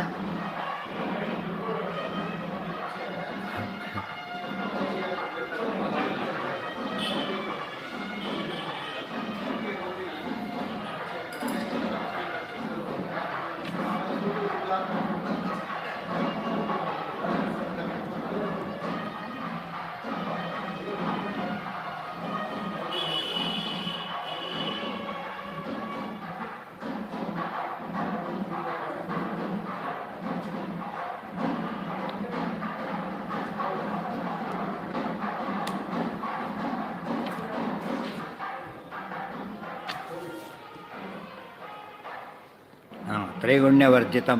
ಏನು ಪ್ರಶ್ನೆ ಏನೋ? ತ್ರಿಗುಣ ಏವ ತ್ರೈಗುಣ್ಯಂ. ತ್ರೈಗುಣ್ಯ ಶಬ್ದ 3 ಗುಣಗಳು ಅಂತ ಅರ್ಥ. ಚತುರ್ವರ್ಣ ಏವ ಚಾತುರ್ವರ್ಣ್ಯಂ. ಚಾತುರ್ವರ್ಣ್ಯ ಅಂದರೆ 4 ವರ್ಣಗಳು ಅಂತ ಅರ್ಥ. ತ್ರೈಗುಣ್ಯ ಅಂದರೆ 3 ಗುಣಗಳು ಅಂತ ಅರ್ಥ. ವರ್ಜಿತಂ ದೋಷವರ್ಜಿತಂ. ನಾರಾಯಣಂ ಗುಣೈಸ್ತೈರ್ವೈರ್ವಿದೀರ್ಣಂ ದೋಷವರ್ಜಿತಂ. ತ್ರೈಗುಣ್ಯ ರಹಿತನಾದವನು, 3 ಗುಣಗಳಿಂದ ರಹಿತನಾದವನು. 3 ಗುಣಗಳು ಯಾವುದು? ಸತ್ವಗುಣ, ರಜೋಗುಣ, ತಮೋಗುಣ. ಆ 3 ಗುಣಗಳಿಂದ ರಹಿತನಾದವನು ಅಂದರೆ ಅಪ್ರಾಕೃತ ಶರೀರ ಅಂತ ಅರ್ಥ. ಅಪ್ರಾಕೃತ ಗುಣ ಸಂಪನ್ನ. ಇವ್ರದ್ದು ಅರ್ಥ ಆಗಲಿಲ್ಲ. ಬೇರೆ ಏನು ತಿಳ್ಕೊಂಬಿಟ್ರೆ ಅವರು? ಯಾವ ಗುಣಗಳು ಇಲ್ಲ ಅಂತ ತಿಳ್ಕೊಂಡ್ರು. ಯಾವ ಗುಣಗಳು ಇಲ್ಲ ಅಲ್ಲ. ಕೆಲವರು ಹೇಳ್ತಾರೆ ಇತ್ತೀಚೆಗೆ ಹುಡುಗನಿಗೆ ಯಾವ ಗುಣಗಳು ಇಲ್ಲ ಅಂತ ಹೇಳಿದರೆ ಕುಡಿಯೋದು ಇಲ್ಲ ಅಂತ ಅರ್ಥ. ಇದು ಗುಣ ಶಬ್ದಕ್ಕೆ ಏನರ್ಥ? ಕೆಟ್ಟ ಗುಣಗಳು ಅಂತ ಅರ್ಥ. ಅವನ ಗುಣ ನಿಮಗೆ ಗೊತ್ತಿಲ್ಲ ಬನ್ನಿ ಅಂತ ಹೇಳ್ತಾರೆ. ಅವ್ನ ಗುಣ ನಿಮಗೆ ಗೊತ್ತಿಲ್ಲ ಅಂತ ಹೇಳಿದರೆ ಅಲ್ಲಿ ಬೈಯೋದಕ್ಕೆ ಹೊರಟಿರೋದು. ಹೊಗಳೋದಕ್ಕೆ ಉಪಯೋಗಿಸ್ಬೇಕಾದ್ರೆ ಬೇರೆ ಹೇಳ್ತಾರೆ. ಇದನ್ನ ಕೆಲವು ಪದನ ಉಪಯೋಗಿಸ್ಬಿಡ್ತಾರೆ. ಒಂದೇ ಅಜಂ ನ ಜಾಯತೆ ಇತಿ ಅಜಃ. ಇನ್ನೂ ಜಾಸ್ತಿ ಆಯ್ತಲ್ಲ ಅವರು.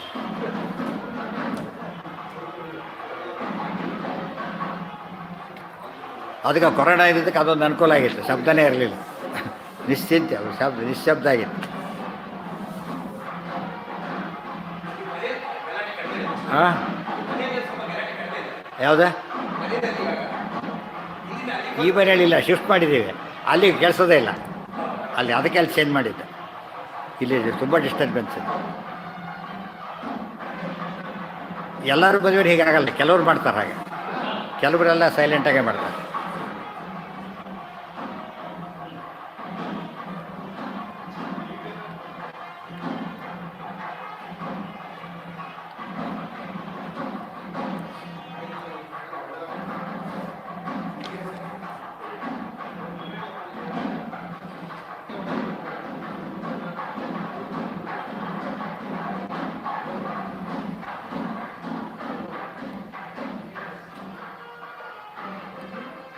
ಒಳಗೆ ಹೋದರೆ ಸರಿಗೆ ಹೋಗುತ್ತೆ. ಅವ್ರು ಒಳಗೆ ಹೊರಗೆ ನಿಂತ್ಕೊಂಡು ಬರೆಸ್ತಾ ಇದ್ರೆ ಪಂಜಿತಾಗ.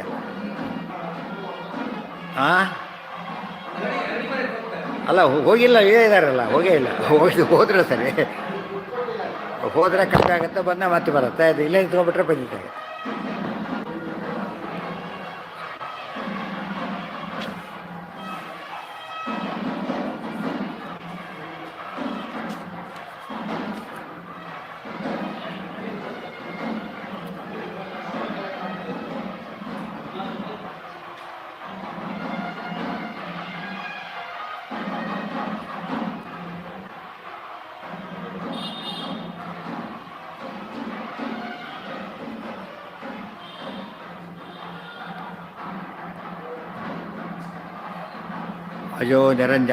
ಅಜೋ ನಿರಂಜನ ಕಾಮಜನಕ ಕಂಜಲೋಚನ ಅಜೋ ನಿತ್ಯ ಶಾಶ್ವತೋಯಂ ಪುರಾಣ ಅಜೋಪಿ ಸನ್ ವ್ಯಯಾತ್ಮ ನ ಜಾಯತೆ ಇತಿ ಅಜಃ. ಜ ಅಂದರೆ ಹುಟ್ಟನು, ಅಜ ಅಂದರೆ ಹುಟ್ಟಿರಲ್ಲದವನು. ಆಮೇಲೆ ವಿಭುಂ ಅಂದರೆ ವ್ಯಾಪ್ತ, ಸರ್ವತ್ರ ವ್ಯಾಪ್ತನಾದವನು. ಆದ್ಯಂ ಏಕೋ ನಾರಾಯಣ ಆಸೀತ್ ವಾಸುದೇವೋವ ಇದಮಗ್ರೇ ಆಸೀತ್. ಆದ್ಯಂ ವೆರಿ ಫಸ್ಟ್ ಬೀಯಿಂಗ್ ಅಂತ ಹೇಳಿದರೆ ಅದು ಸರ್ವೋತ್ತಮ. ಈಶಂ ಸಮರ್ಥನಾದವನು. ಭವಘ್ನಂ ಸಂಸಾರವನ್ನು ನಾಶ ಪರಿಹಾರ ಮಾಡುವವನು. ಭವಘ್ನಂ ಅಮರಾಸುರ ಸಿದ್ಧ ವಂದ್ಯಂ. ಅಮರ ಅಸುರ ಸಿದ್ಧರಿಂದ ವಂದ್ಯನಾದವನು. ಅಮರರು ದೇವತೆಗಳು, ಅಸುರರು ಸಿದ್ಧರು, ಅವರಿಂದ ವಂದ್ಯನಾದವನು. ಸಕಲ ಲೋಕ ನಮಸ್ಕೃತಂ ಅಮರಾಸುರ ಸಿದ್ಧ ವಂದ್ಯಂ. ಮೇಲ್ನೋಟಕ್ಕೆ ರಿಪೀಟ್ ಆದಾಗ ಕಾಣಿಸುತ್ತೆ, ಅಲ್ಲ ಅಂತ ತೋರಿಸ್ತಾರೆ ಅದು ಹೇಗೆ ಅಂತ ಹೇಳ್ತಾರೆ. ಹಾಂ, ಹೌದು ಹೌದು ಹೌದು, ಬರುತ್ತೆ ಹಾಗೆ ತೋರಿಸ್ತೆ ಹೇಳ್ತಾರೆ. ನಾರಾಯಣಂ ಸುರಗುರುಂ ಜಗದೇಕನಾಥಂ ಭಕ್ತಪ್ರಿಯಂ ಸಕಲಲೋಕ ನಮಸ್ಕೃತಂಚ ತ್ರೈಗುಣ್ಯವರ್ಜಿತಮಜಂ ವಿಭುಮಾದ್ಯಮೀಶಂ ವಂದೇ ಭವಘ್ನಮರಾಸುರ ಸಿದ್ಧವಂದ್ಯಂ. ಜ್ಞಾನಪ್ರದ ಸ ಭಗವಾನ್ ಕಮಲಾ ವಿರಿಂಚ. ಇದಿಷ್ಟು ಶ್ಲೋಕದ ಅರ್ಥ ಆಯ್ತು. ಈಗ ಏನ ಅದು ಹೇಳ್ತಾರೆ ಏನಂತೇಳಿ, ಅವರರು ಅಸುರರು ಸಿದ್ಧರು. ಸಿದ್ಧರು ದೇವತೆಗಳು ಗುಂಪಿದೆ, ಸಿದ್ಧರು ಯಕ್ಷರು ಕಿನ್ನರರು ಕಿಂಪುರುಷರು ಅಂತೇಳಿ.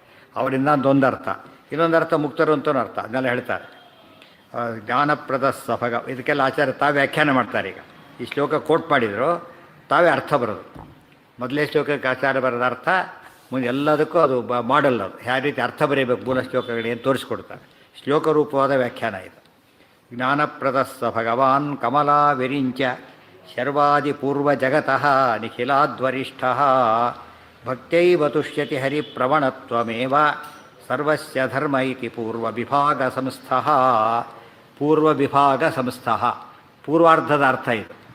ಎರಡು ಅರ್ಥ ಇದೆ. ನಾರಾಯಣಮ್ಮಂದು ಹಿಡಿದು ಸಕಲ ನಮಸ್ಕೃತಂಚ ಫಸ್ಟ್ ಹಾಫ್, ತ್ರೈಗುಣ್ಯವರ್ಜಿತಂ ಅದು ಸೆಕೆಂಡ್ ಹಾಫ್. ಅದು ಫಸ್ಟ್ ಹಾಫಿನ ಅರ್ಥ ಇಷ್ಟು ಅಂತ ಹೇಳಿದರು. ಸೆಕೆಂಡ್ ಹಾಫಿನ ಅರ್ಥ ಏನು?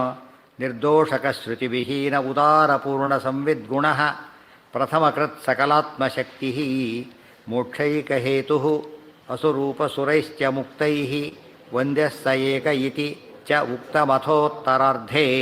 ಉತ್ತರಾರ್ಧೇ, ಸೊ ಪೂರ್ವ ವಿಭಾಗ ಪೂರ್ವಾರ್ಧೆ ಅಂತ ಅರ್ಥ. ಪೂರ್ವಾರ್ಧದ ಅರ್ಥ, ಉತ್ತರಾರ್ಧದ ಅರ್ಥ ಅಂಥೇಳಿ ಎರಡು ಭಾಗ ಮಾಡಿ ಅರ್ಥ ಹೇಳ್ತಾರೆ. ಅದು ಮೂಲದ ಪದಗಳಿಗೆ ಹತ್ತಿರ ಬರಾಗ ಅರ್ಥ ಬರೀಬೇಕೀಗ. ನಾರಾಯಣಂ ಅಂತ ಪದ ಅನ್ವಯ, ಅದು ಬರಿಬೇಕಾಗಿಲ್ಲ. ಸುರಗುರುಂ ಅಂತ ಬಂತೀಗ. ಸೊ ಜ್ಞಾನಪ್ರದ, ಗುರು ಅಂದರೆ ಜ್ಞಾನಪ್ರದ. ಸುರಾಣಾಂ ಗುರು, ಜ್ಞಾನಪ್ರದನಾಗಿದ್ದಾನೆ. ಯಾರಿಗೆ? ಸುರರಿಗೆ. ಯಾರು ಸುರರು ಅಂದರೆ ಕಮಲಾ ವಿರಿಂಚ ಶರ್ವಾದಿ ಪೂರ್ವ ಜಗತಃ. ಕಮಲ ಯಸ್ಮಾತ್ ಬ್ರಹ್ಮೇಂದ್ರ ರುದ್ರಾದಿ ದೇವತಾನಾಂ ಶ್ರೀಯೋಪಿಚ, ಎರಡು ಅರ್ಥ ಬಂತೀಗ. ಕಮಲಾ ಮಹಾಲಕ್ಷ್ಮಿ, ವಿರಿಂಚಿ ಬ್ರಹ್ಮದೇವರು, ಶರ್ವ ರುದ್ರದೇವರು, ಆದಿ ಮೊದಲಾದಂತಹ ಜಗತಃ ಇಡೀ ಜಗತ್ತಿಗೆ ಜ್ಞಾನಪ್ರದ, ಜ್ಞಾನ ಕೊಡುವವನು ಪರಮಾತ್ಮ. ನಿಖಿಲಾದ್ವರಿಷ್ಠ ಜಗದೇಕನಾಥಂ. ನಿಖಿಲಾದ್ವರಿಷ್ಠ ಪ್ರತಿಪದಕ್ಕೆ ಅರ್ಥ ನೋಡ್ತಾ ಹೋಗ್ಬೇಕಲ್ಲಿ. ಪ್ರತಿಪದಕ್ಕೂ ಅರ್ಥ ಹೇಳ್ತಾ ಇದ್ದಾರೆ. ಮೊದಲಾದವರು ಶರ್ವಾದಿ ಪೂರ್ವಜ, ಶರ್ವರೇ ಮೊದಲಾದಂತಹ ಇಡೀ ಜಗತ್ತಿಗೆ ಅಂತ ಅರ್ಥ.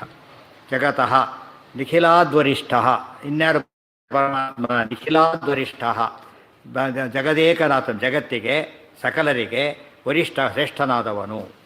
ಭಕ್ತಪ್ರಿಯಂ ಭಕ್ತೈವ ತುಷ್ಯತಿ, ಭಕ್ತಿಯಿಂದನೇ ಸ್ತೋತ್ರ. ಭಕ್ತಪ್ರಿಯದಕ್ಕೆ ಭಕ್ತರಿಗೆ ಪ್ರಿಯ ಅಂತ ಹೇಳಿದ್ದರಿಂದ ದೇವರಿಗೆ ಏನು ಪ್ರಿಯ ಅಂತ ಆಯ್ತು ಅಲ್ಲಿಗೆ? ಭಕ್ತಿ ಪ್ರಿಯವಾದದ್ದು. ಅದನ್ನೇ ಭಗವದ್ಗೀತೆಯಲ್ಲಿ ಹೇಳೋದು. ನಾಹಂ ವೇದೇ ನ ತಪಸ ನ ವೇದೈಹಿ ನ ತೇಜ್ಜಯ ಶಕ್ಯ ಏವಂ ವಿಧೋ ದ್ರಷ್ಟುಂ ದೃಷ್ಟವಾನಸಿ ಮಾಮ್ಯಥ ಅಂಥೇಳಿ ಭಕ್ತೈವ, ಭಕ್ತಿಯಿಂದ ಮಾತ್ರ ಸಿಗ್ತಕ್ಕಂಥವ್ರು ನಾನು, ಬೇರೆ ಯಾವುದಕ್ಕೂ ಸಿಗೋದಿಲ್ಲ ಅಂತ ಸ್ಪಷ್ಟ ಹೇಳ್ತಾನೆ. ಅನನ್ಯಾಸ್ತಿಂತ ಎಂತೋ ಎಲ್ಲ ಬಂದುಬಿಟ್ಟಿದೆ. ರಿಪೀಟ್ ಆಗಲಿಲ್ಲ. ಬ್ರಹ್ಮ ಆದಿ ಅಂತ ಹೇಳಿದರೆ ಎರಡರ್ಥ ಅದಕ್ಕೆ. ಒಂದು ಬ್ರಹ್ಮ ವಿರಿಂಚಿ ಶರ್ವಾದಿ, ಶರ್ವ ಶಬ್ದಕ್ಕೆ ಶರ್ವ ಅಂತ ಅರ್ಥ. ಶರ್ವಾದಿ ಅಂತ ಹೇಳಿದರೆ ಆದಿ ಶಬ್ದಕ್ಕೆ ಬಂದೆ ಮಗ ಅಂತ ಅರ್ಥ. ಅವ್ರ ಮಕ್ಕಳಾದ ಇಂದ್ರಾದಿ ದೇವತೆಗಳು ಅಂತ ಅರ್ಥ. ಅದೇ ಪೂರ್ವ ಜಗತಃ. ಗೊತ್ತಾಯ್ತು ಈಗ? ಮತ್ತು ಎರಡರ್ಥ ಈಗ. ಶರ್ವಾದಿಗಳಿಗೂ ದೇವತೆಗಳು, ಪೂರ್ವ ಅಂತ ಹೇಳಿದರೆ ಉಳಿದವರು, ಎಲ್ಲರಿಗೂ ಸ್ವಾಮಿ ಆದವರು, ಆ ರೀತಿ ಅರ್ಥ. ಎರಡರ್ತಿ ಅರ್ಥನೂ ಬರುತ್ತೆ.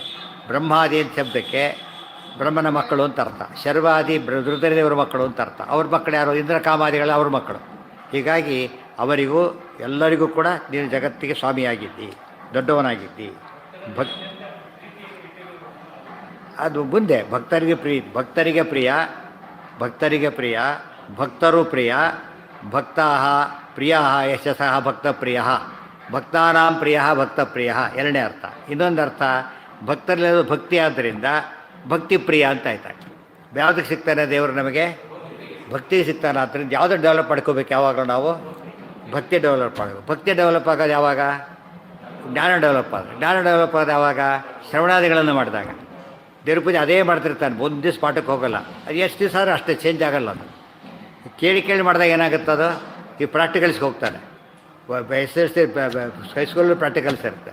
ಅಲ್ಲಿ ಬರೀ ದೂರದಿಂದ ತೋರಿಸ್ತಾರೆ ಅಷ್ಟೇ, ಬಿಡಿಸೋದಿಲ್ಲ ಯಾವುದನ್ನು. PUCಯಲ್ಲೂ ಕೂಡ ಕೆಲವೊಂದು ತೋರಿಸ್ತಾರೆ, ಕೆಲವೊಂದು ಮಾಡಿಸ್ತಾರೆ. ಇನ್ನು ಮುಂದೆ ಬರ್ತಾ ಹೋಗ್ತಾ ಏನಾಗ್ತದೆ, ಹೊಸ ಪ್ರಾಕ್ಟಿಕಲ್ ಕಂಡುಹಿಡಿತಾರೆ, ಆ ಸ್ಥಿತಿ ಬರ್ತಾರೋ ಹೊಸ ಹೊಸ ತೊಗೊಳ್ತಾರೆ. ಡಿಫ್ರೆಂಟ್ ಸ್ಟೇಜಸ್ ಅದು. ಅದಕ್ಕೇನೆ ಅಪ್ಲೈ ಮಾಡಬೇಕಾದ್ರೆ ಭಕ್ತಿಗೆ ಪ್ರಿಯನಾಗ್ತಾನೆ. ಆದ್ದರಿಂದ ಭಕ್ತಿ ಯಾವುದರಿಂದ ಬರುತ್ತೆ ನೋಡ್ಕೊಂಬಿಟ್ಟು ಮಾಡ್ಬೇಕು ನಾವು. ಅದೊಂದು ಬಿಟ್ಟು ಮಾಡ್ತೀವಿ ಆದರೆ ಏನಾಗುತ್ತೆ ನಮಗೀಗ, ಇವತ್ತು SLC ಆದವನೇ MSc ಕೆಮಿಸ್ಟ್ರಿ ಲ್ಯಾಬ್ಗೆ ಹೋಗ್ಬಿಟ್ಟು ಏನಾಗುತ್ತಲ್ಲಿ, ಇಂದ ಅವನ ಕತೆ ಯಾಸಿಡ್ ಏನು ಸಿಕ್ಕಿಬಿಟ್ಟು ಏನು ಬೇಕಾದ್ರೆ ಮಾಡ್ಕೊಂಬಿಡ್ಬೋದು. ಅದು ಒಬ್ಬರು ಸತ್ತೋಗ್ಬಿಡ್ತಾನೆ. ಅದಕ್ಕೆ ನಾಲೆಡ್ಜ್ ಜಾಸ್ತಿ ಆದಂತೆ ಏನಾಗುತ್ತೆ, ಒಂದು ಪ್ರಾಕ್ಟಿಕಲ್ ಇದ್ಕೊಂಡು ಜಾಸ್ತಿ ಆಗುತ್ತೆ. ದೊಡ್ಡ ಭಕ್ತ ಅಂದರೆ ಏನರ್ಥ, ಭಕ್ತಿ ಜಾಸ್ತಿ ಆಗಿದೆ ಅಂತ ಅರ್ಥ. ಭಕ್ತಿ ಜಾಸ್ತಿ ಆಗಿದೆ ಏನರ್ಥ, ಜ್ಞಾನ. ಬೆಳೆ ಬರ್ಬೇಕಾದ್ರೆ ಚೆನ್ನಾಗಿ ನೀರೆಲ್ಲ ಹಾಕಿ ಬೆಳೆ ಬರುತ್ತಾ ಹಾಗೆ. ಜ್ಞಾನ ಇಲ್ಲದ ಭಕ್ತರು ಅಂತ ಯಾತಕ್ಕೆ ನಮಸ್ಕಾರ ಮಾಡ್ತಾರೆ ಗೊತ್ತಾ, ಜ್ಞಾನ ಇರುತ್ತೆ ಅಂಥೇಳಿ. ಮೂಢ ಭಕ್ತರಿಗೆ ಮಾಡಬಾರ್ದು, ಯಾತಕ್ಕೆ, ಜ್ಞಾನನೇ ಇಲ್ಲ ಅವರಲ್ಲಿ. ಉದಾಹರಣೆಗೆ ರಿಇನ್ಫೋರ್ಸ್ಮೆಂಟೇ ಇಲ್ಲ, ಪ್ರೂಫ್ ಹಾಕಿಬಿಟ್ಟಿದ್ದಾರೆ, ಯಾರು ವಾಸ ಮಾಡೋದಿಲ್ಲ, ಯಾತಕ್ಕೆ, ಯಾವ ಬೇಕಾದ್ರೆ ಯಾರು ತಲೆ ಮೇಲೆ ಬೇಕಾದ್ರೆ ಬಿಡ್ಬೋದು. ರಿಇನ್ಫೋರ್ಸ್ಮೆಂಟ್ ಇದ್ದರೆ ನಿಶ್ಚಿತ. ಅದು ರಿಇನ್ಫೋರ್ಸ್ಮೆಂಟ್ ಯಾವುದು, ಜ್ಞಾನ, ಅದು ಭಕ್ತಿ. ಅದಿಲ್ಲದೆ ಹೋಗಿಬಿಟ್ರೆ ಅರ್ಥ ಇಲ್ಲ. ಅದು ಸುದ್ದಿ ಬಂದ ಅವನಿಗೆ ಭಕ್ತ, ಜ್ಞಾನ ಇಲ್ಲದ ಭಕ್ತ ಅಂದರೆ ತಂಟೆ ಹೋಗಬಾರ್ದು. ಮೂಢ ಭಕ್ತರು ಅಂದರೂ ಒಂದೇ, ಭಕ್ತರಲ್ಲ ಅಂದರೂ ಒಂದೇ. ಸುಮ್ಮನೆ ಎಮೋಷನಲ್ ಪೀಪಲ್, ಅವ್ರಿಗೇನು ಬೆಲೆ ಇಲ್ಲ. ಜ್ಞಾನ ಇದ್ದ ಮಾತ್ರ ಬರೋದಿಲ್ಲ. ಕೇಳಿದಷ್ಟು ರಿಇನ್ಫೋರ್ಸ್ಮೆಂಟ್ ಏನು ಮಾಡ್ತಾರೆ, ಪರ್ಪಸ್ಸಿಗೆ ತಕ್ಕಂತೆ ಜಾಸ್ತಿ ಕೊಡ್ತಾರೆ. ಲೈಟ್ ಪರ್ಪಸ್ ಬೇರೆ, ಇನ್ನೊಂದು ಮತ್ತೆ ಇದು ಹಾಕ್ಬೇಕು, ಅವಾಗೇನು ಮಾಡ್ತಾರೆ, ರಿಇನ್ಫೋರ್ಸ್ ಜಾಸ್ತಿ ಮಾಡ್ತಾರೆ. ಯಾತಕ್ಕೆ, ನಾವು ಮೋಕ್ಷಕ್ಕೆ ಹೋಗಿ ಗಟ್ಟಿ ಇರಬೇಕು ಭಕ್ತಿ. ಆದ್ದರಿಂದ ಏನು ಮಾಡ್ತಿರ್ಬೇಕು, ಹರಿಕಥೆ ಏನೇ ಕೇಳೋ, ಕೇಳಿದ್ದೇ ಕೇಳೋ. ರಿಇನ್ಫೋರ್ಸ್ ಮಾಡ್ತಾ ಹೋಗ್ಬೇಕಾದ್ರೆ ಕ್ಯೂರ್ ಮಾಡೋದು, ಬಂದ್ ಮಾಡೋದು, ಮಧ್ಯೆ ಮಧ್ಯೆ ಕಂಟಿನ್ಯೂಸ್ ಪಾಠ ಯಾಕೆ ಹೇಳೋದಿಲ್ಲ ಅಂದರೆ ಸ್ವಲ್ಪ ಸೆಟ್ಲ್ ಆಗಬೇಕು ಓದಿದ್ದದು. ಸೆಟ್ಲ್ ಆಗಿದ್ರೆ ಏನಾಗುತ್ತದು, ಎಲ್ಲ ಕೊಲ್ಯಾಪ್ಸ್ ಆಗಿಬಿಡುತ್ತೆ ಆಮೇಲೆ. ಅದಕ್ಕೋಸ್ಕರ ದಿವಸಕ್ಕೆ ಗಂಟೆ, 2 ಗಂಟೆ, 3 ಗಂಟೆ ಆ ರೀತಿ ಪಾಠ ಯಾಕೆ ಇಟ್ಕೋತಾರೆ ಅಂದರೆ 24 hours ಪಾರಾಯಣ ಮಾಡೋದು, ಪಾಠ ಹೇಳೋದಕ್ಕಾಗೋದಿಲ್ಲ. ಕಾರಣ ಏನಂದರೆ ನೆನ್ಪಿಟ್ಕೊಂಡ್ಬಿಟ್ಟು ಎಲ್ಲ ವಾಶ್ ಔಟ್ ಆಗಿಬಿಡುತ್ತೆ. ಅದು ಇದಾಗಬೇಕು. ಇವಾಗ ಸ್ವಲ್ಪ ಹೊತ್ತು ಬಿಟ್ಟು ಕಟ್ಟಿ, ಅವಾಗ ಸ್ಟ್ರೆಂತ್ ಇರುತ್ತೆ. ವಾಲ್ ಇಡೀ ಕಟ್ಬಿಟ್ಟು ಬಿದ್ದೋಗ್ಬಿಡುತ್ತೆ. ಏನು ಮಾಡ್ತಾರೆ, ಫಸ್ಟ್ ಅದನ್ನು ಒಂದು ಕಟ್ಕೊಂಡ್ಬಿಟ್ಟು ಅಲ್ಲಿ ನಿಲ್ಲಿಸ್ತಾರೆ, ಅದು ಸೆಟ್ ಆಗಬೇಕು. ಬರ್ದಿಸ್ ಬೇಡ, ಆಮೇಲೆ ಮತ್ತೆ ಕಾಂಕ್ರೀಟ್ ಹಾಕ್ತಾರೆ, ಇನ್ನೂ ದೊಡ್ಡದವ್ರು ಕಾಂಕ್ರೀಟ್ ಹಾಕ್ತಾರೆ, ಸ್ಟ್ರೆಂತ್ ಬರಬೇಕು ಮತ್ತೆ ಅದಕ್ಕೆ. ಇದೆಲ್ಲ ಕಟ್ಟೋದೆಲ್ಲ ಹೇಗೋ ಮನಸ್ಸು ಕಟ್ಟೋದು ಹಾಗೇನೆ. ಮನಸ್ಸಲ್ಲಿ ಭಕ್ತಿನ ಡೆವಲಪ್ ಮಾಡ್ಬೇಕಾದ್ರೆ ಸ್ಲೋಲಿ ಬಟ್ ಸ್ಟಡಿನೇ ಮಾಡಬೇಕು. ಇವತ್ತೊಂದು ಬಿಟ್ಟು 20 ದಿವಸಕ್ಕೊಂದು ಹಾಗೆಲ್ಲ ಮಾಡಬಾರ್ದು. ಏನಾಗುತ್ತೆ ಅಲ್ಲಿ ಬಿಟ್ಟೋಗ್ಬಿಡುತ್ತೆ. ಒಂದು ಆಪ್ಟಿಮಮ್ ಗ್ಯಾಪ್ ಇರಬೇಕೇ ಹೊರತು ಟೋಟಲ್ ಗ್ಯಾಪ್ ಇರಬಾರ್ದು. ಏನ ಭಕ್ತಿ ನಮಗೆ ಗೊತ್ತಾಗೋದಿಲ್ಲ, ಅವ್ರು ಮಾಡೋ ರೀತಿ ನೋಡಿ ಗೊತ್ತಾಗುತ್ತೆ. ದೇಶಭಕ್ತಿ ಯಾವಾಗ ಗೊತ್ತಾಯ್ತು ನಮಗೆ, ದೇಶಕ್ಕೋಸ್ಕರ ಪ್ರಾಣ ಕೊಡ್ತಾನೆ ದೇಶಭಕ್ತಿ ಅಂತ. ದೇವರಿಗೋಸ್ಕರ ಪ್ರಾಣ ಕೊಡ್ತಾನೆ ಅದು ದೈವಭಕ್ತಿ. ಅದು ಏಕಾದಶಿ ಉಪವಾಸ ಪ್ರಾಣ ಹೋದರೂ ಬಿಡಬೇಡಿ ಅಂತ ಹೇಳ್ತಾರೆ. ಏನರ್ಥ, ಪ್ರಾಣ ಹೋದರೂ ಬಿಡಬೇಡಿ ಅಂದರೆ ಪ್ರಾಣ ಹೋದರೂ ಬಿಡೋದಿಲ್ಲ ಅಂತಲೂ ಅರ್ಥ. ಬಿಡಬೇಡಿ ಅಲ್ಲ, ಭಕ್ತ ಏನು ಮಾಡ್ತಾನೋ ಪ್ರಾಣ ಹೋದರೂ ಬಿಡೋದಿಲ್ಲ. ಅಷ್ಟು ಭಕ್ತಿ ಇದೆ ಅವನಿಗೆ. ಅದಿಲ್ದವ್ರು ಮಾಡೋಕ್ಕೆ ಬರೋದಿಲ್ಲ. ಯಾವುದಾ ತಾರತಮ್ಯ ಬೇರೆ ಅಲ್ಲ ಹೇಳಿದ್ದು, ಅಧವರು ಬರ್ತಾರೆ. ಅದು ಭಕ್ತಿ ಇದ್ದು ಕಡಿಮೆ ಇದ್ದರೆ ಅಧವರು. ಭಕ್ತಿ ನಿಲ್ಲದೆ ಹೋಗ್ಬಿಟ್ರೆ ಸುಡೋ ಭಕ್ತಿ. ಅದು ಸುಡೋ ಭಕ್ತಿ ಏನು ಉಪಯೋಗ ಇಲ್ಲ. ಆ ಭಕ್ತಿಯೊಳಗೆ ಏನಿರ್ತಾರೆ, ಜ್ಞಾನನೇ ಇಲ್ಲ. ಮಣ್ಣಿದ್ದಾಗ ಲೆಕ್ಕ, ಒಂದೇಟೊಳಗೆ ಬಿದ್ದೋಗ್ಬಿಡುತ್ತೆ ಆತ. ಅವನು ಹೇಳಿ ಭಕ್ತಿಯಿಂದ ಎಲ್ಲ ಹೋಗ್ತಿರ್ತಾನೆ, ಮೂಢ ಭಕ್ತಿ ಅವನಿಗೆ. ಯಾರೋ ಬರ್ತಾರೆ, ನೋಡಯ್ಯ ನೀನು ಇಲ್ಲಲ್ಲ ಇನ್ನೊಂದು ಕಡೆ ಹೋಗೋದು ಬಡ್ದು ಹೋಗೋಬಿಟ್ಟಿರ್ತಾನೆ ಆಗಲಿ ಅವನು. ಯಾತಕ್ಕೆ ಅಂದರೆ ಅವನಿಗೆ ಏನಿಲ್ಲ, ದಾರಿಡೇ ಇಲ್ಲ, ಅದಕ್ಕೆ ಜ್ಞಾನ ಗೊತ್ತೇ ಇಲ್ಲ ಅವನಿಗೆ. ಇದೊಂದ್ರೆ ಅದೊಂದ್ರೆ ಅದು. ಬಟ್ ಇವನು ಹಾಗಲ್ಲ, ಏನು ಮಾಡ್ತಾನೆ, ಜ್ಞಾನ ಇದ್ದವನು ಹೋಗೋದಿಲ್ಲ ಅಂತ ಹೇಳ್ತಾನೆ. ಅದು ಪ್ರಹ್ಲಾದ ಏನು ಮಾಡಿ ಬಿಡಲಿಲ್ಲ, ಯಾತಕ್ಕೆ, ಜ್ಞಾನ ಇದೆ, ಕೊಂದು ಬಿಡ್ತೀರೂ ಬಿಡಲಿಲ್ಲ. ಪ್ರಾಣ ಕಂಠಗತ ಇರಬೇಕು. ಏನು ಯಾಕಂದ್ರೆ ನಮ್ಗೆ ಗೊತ್ತಿದೆ ವಿಷಯ, ಸತ್ಯ ಗೊತ್ತಿದೆ. ಸತ್ಯ ಗೊತ್ತಿದ್ರೆ ಏನು ಮಾಡ್ತಾರೆ ಗೊತ್ತಾ, ಚೇಂಜ್ ಆಗಿಬಿಡ್ತಾರೆ. ಆಸಿರಿಟಿ ವೇವರಿಂಗ್, ಯಾವ ಈ ಕಡೆ ಆ ಕಡೆ ಹೋಗ್ತಿರ್ತಾರೆ. ಭಕ್ತಿ ಖಚಿತವಾಗಿದ್ದಾಗ ಏನಾಗೋದಿಲ್ಲ, ಅದು ಚೇಂಜ್ ಆಗೋದೇ ಇಲ್ಲ. ಪ್ರಹ್ಲಾದ ಬೆಸ್ಟ್ ಎಕ್ಸಾಂಪಲ್ ಅದಕ್ಕೆ. ಚಂಡಾಮರ್ಕರು ಪಾಠ ಹೇಳ್ತಾನೆ ಇರ್ತಾರೆ, ಇದು ಕೇಳ್ತಾನೆ ಇಲ್ಲ ಅದನ್ನು. ಯಾಕೆ, ಅವ್ರು ತಪ್ಪು ಹೇಳ್ತಾರಂತ ಗೊತ್ತು. ಜ್ಞಾನಪ್ರದಸ್ಥ ಭಗವಾನ್ ವಿಹುಮ. ಇವತ್ತು ನಮಗೊಂದು ವಿಷಯ ಕೆಲವು ಕಡೆ ಆ ಥರ ಇರುತ್ತೆ, ವಿಷ ಹಾಕಿದ್ದಾರೆ ಗ್ಯಾರಂಟಿ ಆಗಿಬಿಟ್ಟಿದೆ. ಅವನಿಗೆ ಏನು ಕೊಟ್ಟರು ತಿನ್ನಕ್ಕೆ ಹೋಗೋದಿಲ್ಲ. ಏನು ಮಾಡ್ತೀವಾಗ, ಬಂಗಾರ ತಟ್ಟೆ, ಬೆಳ್ಳಿ ತಟ್ಟಿ, ಬಂಗಾರ ತಟ್ಟಿ ಆದರೂ ದುಡ್ಡು ಕೊಟ್ಟರು ಕೊಡಿ, ಏನು ಮಾಡಿದ್ರು ತಿಂಬೋದಿಲ್ಲ. ಯಾಕೆ, ಏನು ಗೊತ್ತಾಗ್ಬಿಟ್ಟಿದೆ ನಮಗೀಗ, ಒಂದು ಜ್ಞಾನ ಇದೆ. ಏನು ಜ್ಞಾನ, ಅದು ವಿಷ. ಅದು ಗೊತ್ತಾದ ಮೇಲೆ ಏನು ಮಾಡಿದ್ರು ತಿಂಬೋದಿಲ್ಲ. ಇದು ನಿಷಿದ್ಧವಾದ ದಾರಿ ಅಂತ ಗೊತ್ತಾಗಿಬಿಟ್ರೆ ಏನು ಮಾಡಿದ್ರು ತಿನ್ನೋದಿಲ್ಲ. ಸರಿಯಾದ ದಾರಿ ಅಂತ ಗೊತ್ತಾದರೆ ಏನು ಮಾಡಿದ್ರು ಬಿಡೋದಿಲ್ಲ. ಯಾಕೆ, ಅದು ಸರಿ ಹೋಗಲೇಬೇಕು ನಾವು. ಇವತ್ತು ನಮಗೆ ಯಾಕೆ ಎಲ್ಲಿ ಬೇಕಾದ್ರೆ ಹೋಗ್ತಾರೆ, ಏನು ಬೇಕಾದ್ರೆ ಮಾಡ್ತಾರೆ ಅಂದರೆ ಅವ್ನಿಗೆ ತಿಳುವಳಿಕೆ ಇಲ್ಲ. ಆ ರೀತಿ ಡೆವಲಪ್ ಆಗಬಾರ್ದು. ಪ್ರತಿಯೊಂದನ್ನು ಗಟ್ಟಿ ಮಾಡ್ಕೊತಾ ಹೋಗ್ಬೇಕು. ಏನು ತಿಳ್ಕೊಂಡಿರ್ತೇವೆ ಅದು ಫರ್ಮಾಗಿ ತಿಳ್ಕೊಬೇಕಲ್ಲ. ಡೌಟ್ ಕೇಳೋದು ತಪ್ಪಲ್ಲ, ಗೊತ್ತಾಯ್ತಾ. ಆದರೆ ಅದನ್ನು ಗಟ್ಟಿ ಮಾಡ್ಕೊಳ್ಳೋದು ಉಪಯೋಗ ಇಲ್ಲ. ಗಟ್ಟಿ ಸುಮ್ಮನೆ ಕೇಳ್ತಿದ್ರೆ ಮೀನಿಂಗ್ ಇಲ್ಲ. ಅದು ನಾವು ಗಟ್ಟಿ ಮಾಡ್ಕೊಂಡು ಇನ್ನೂ ಸರಿ ಹೋಯ್ತು ಅಂತ ತಿಳ್ಕೊಂಡಿರ್ಬೇಕು.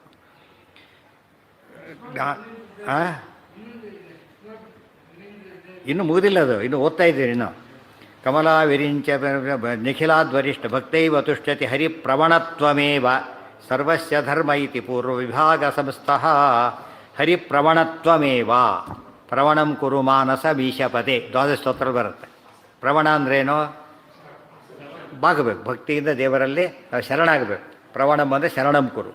ಪ್ರವಣಂ ಹರಿ ಪ್ರಣವತ್ವಮೇವ ಸರ್ವಸ್ಯ ಧರ್ಮ. ದೇವರನ್ನು ಸರ್ವೋತ್ತಮ ಅಂತ ತಿಳ್ಕೊಂಡ ಮೇಲೆ ಭಕ್ತಿ ಮಾಡಬೇಕು. ಭಕ್ತಿ ಮಾಡೋದು ಹೇಗೆ ಅಂದರೆ ಹರಿಗೆ ಸದಾಕಾಲ ಬಾಗಬೇಕು. ಹರಿರೇವ ಪರಹ ಸದಾಕಾಲ ಚಿಂತನೆ ಮಾಡಬೇಕು. ಹರಿಪಾದ ವಿನಮ್ರತೆಯ ಸತತಂ ಧಿಯಾ ಅಂತ ಬಂದಿರೋ ಜ್ಞಾನ.